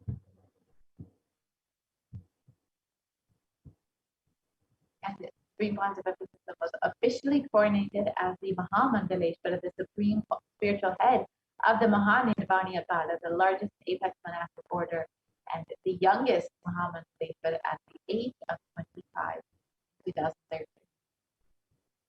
age of 35 in 2013.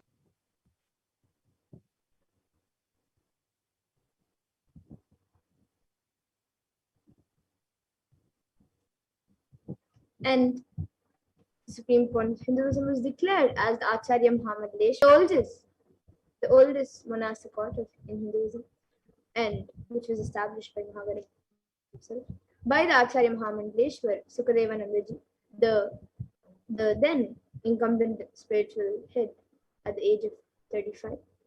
So at the age of 35, the Supreme Court of Hinduism was declared as the Acharya Muhammad Leshwar of that Party.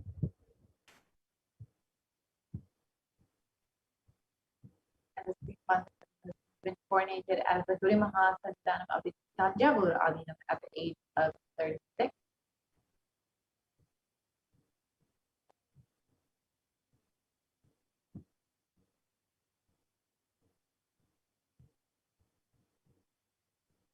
And at the age of 36, in 2014, Swamiji was coronated as the Guru Mahasanidanam of the Tiruvarur Adinam.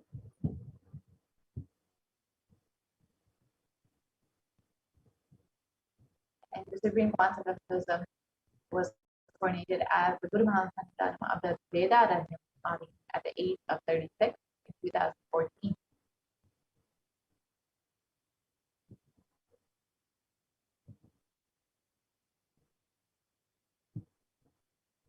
And the Supreme Court of Hinduism was also coordinated as the Guru Mahasanidanam of Dharmamukti Swargapuram at the age of 37 in 2015.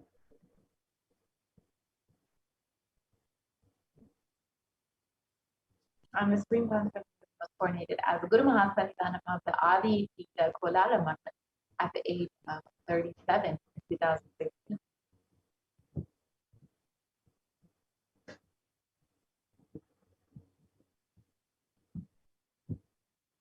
And the Supreme Court of Hinduism was elected as the Supreme Court of Hinduism by a congregation of over 1,000 Hindu pontiffs, leaders at the age of 36 in 2016.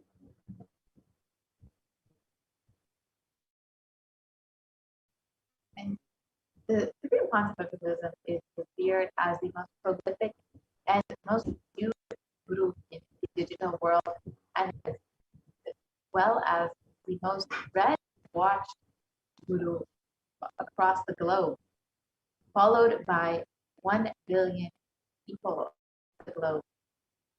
Prolific, most viewed guru in the digital world, and he is read and watched by millions around the world, and thousands of people follow the Supreme Court of Hinduism as the teacher of Hinduism.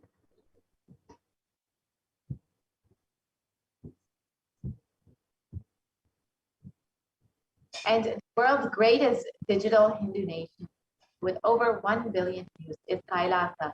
And Kailasa has over 1,100 Facebook pages, over 50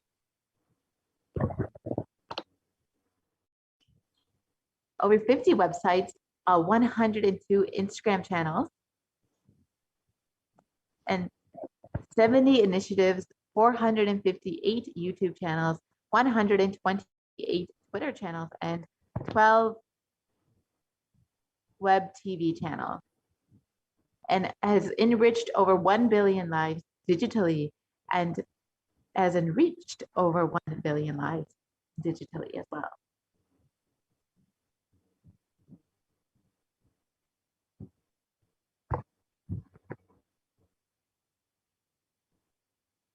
And 26 years of relentless humanitarian services and initiatives, including free vegetarian and food banks, medical services, natural disaster reliefs, women empowerment initiatives, conflict resolutions and peace initiatives, sustainable Hindu practices through various international agencies and bodies.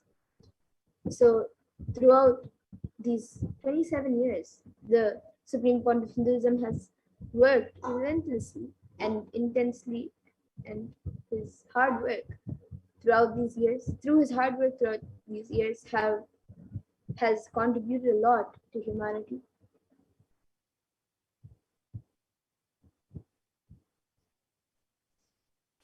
And the global initiatives led by the Supreme Concept of Hinduism include authoring over 300 books, 10,000 articles in 3 languages, English, Tamil, and Sanskrit, which have been translated into over 50 languages with over 1,000 titles. These are all freely available online for anyone to access.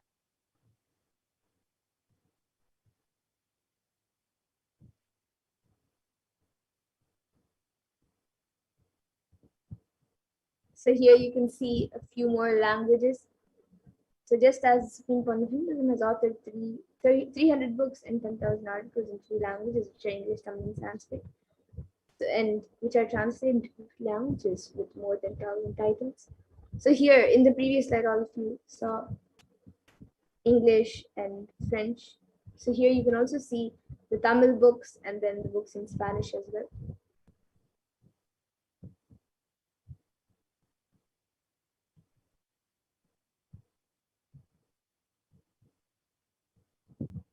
And over 20 million copies of books and articles sold, read, and downloaded. You can see the Supreme Concept of Hinduism gifting these wonderful books to the world and releasing these some of the books, over 300 books that have been written by the Supreme Concept of Hinduism.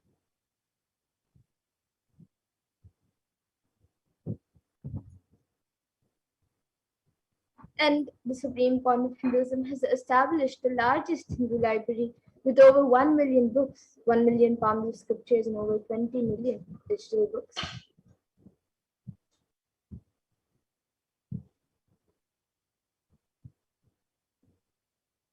And the Supreme Concept of Hinduism has over 10,000 hours of discourses delivered and over 1 billion views on all the social media platforms.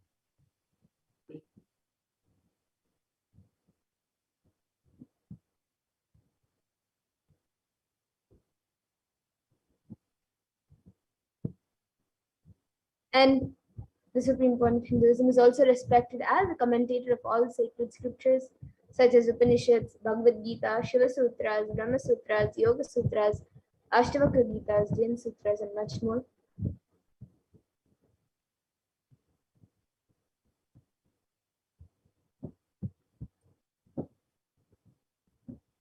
The Supreme Concept of Hinduism is honored as the leader of Hinduism, the most awarded, internationally recognized leader, and the Supreme Concept of Hinduism has been recognized by state governments, legislatures all over the globe, recognizing his contribution to humanity and Hinduism.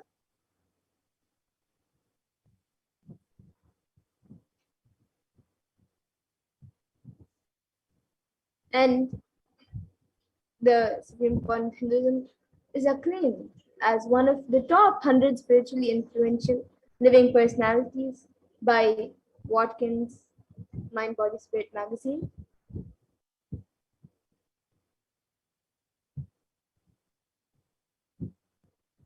And Supreme Concept of Hinduism is the reviver of the sovereign order of Kailash, led by the Supreme Concept of Hinduism, and the order of monks, nuns, and the Hindu diaspora who are working for global peace and to give these super conscious breakthroughs to humanity.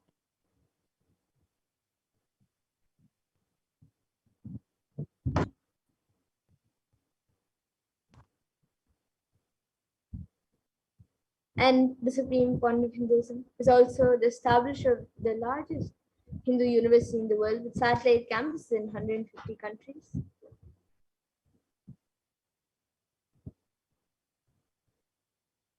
The Supreme Concept of Hinduism is the establisher of 1,000 systems.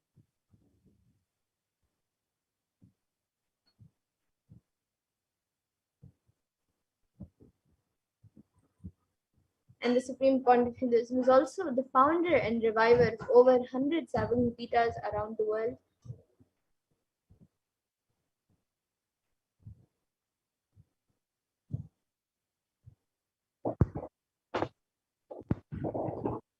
And the late Mahant Narendra Giriji the president of the largest apex body of Hinduism, the Bharatiya Akara Parishad. The group of 13 Akaras and over 2 crore sadhus, monks in India, welcome the Supreme Concept of Hinduism, Bhagavan Nithyananda Paramashivam, as one day the Supreme Concept of Hinduism, Jagatguru Mahasanitanam, Bhagavan Nithyananda Paramashivam, Swamiji is going to be called the Vishwa Guru, the Guru of the whole world. And he is going to be the spiritual guide for the whole world. And peace will spread in the whole world. People are not yet aware of the energy of Swamiji. In reality, Swamiji is the Svarupa, the form of Bhagavan, God himself. And we are offering prayers not just to a Guru, but to an embodiment of Bhagavan. I am sure that Swamiji must have done intense penance tapas in his childhood and merged into God, as a result of which he is expressing this divine power of God.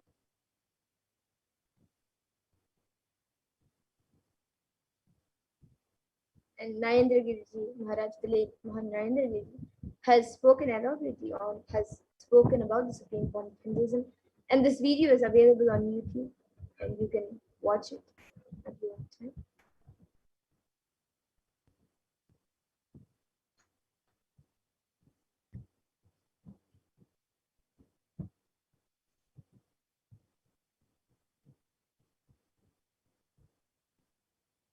And various other heads and Mahants of various Akaras have spoken about the Supreme Point of Hinduism. So we also have Sri Shantivira Mahaswamiji, who is the head of the Mata, the oldest recorded Mata in Karnataka, dating back to more than 6,500 years ago, declares with his authority, whenever humanity falls into suffering and pain, Ishwar, the divine himself, does austerities, tapas, for their upliftment. Ishwar is the embodiment of the divine light. Nithyananda Ji Maharaj is seated as the embodied divine light, spreading world peace and serving the whole of humanity from India. Nithyananda Ji is a treasure house of jnana, sacred knowledge. So this is what Sri Shantivira Mahaswamiji has said about the Supreme Point of Hinduism.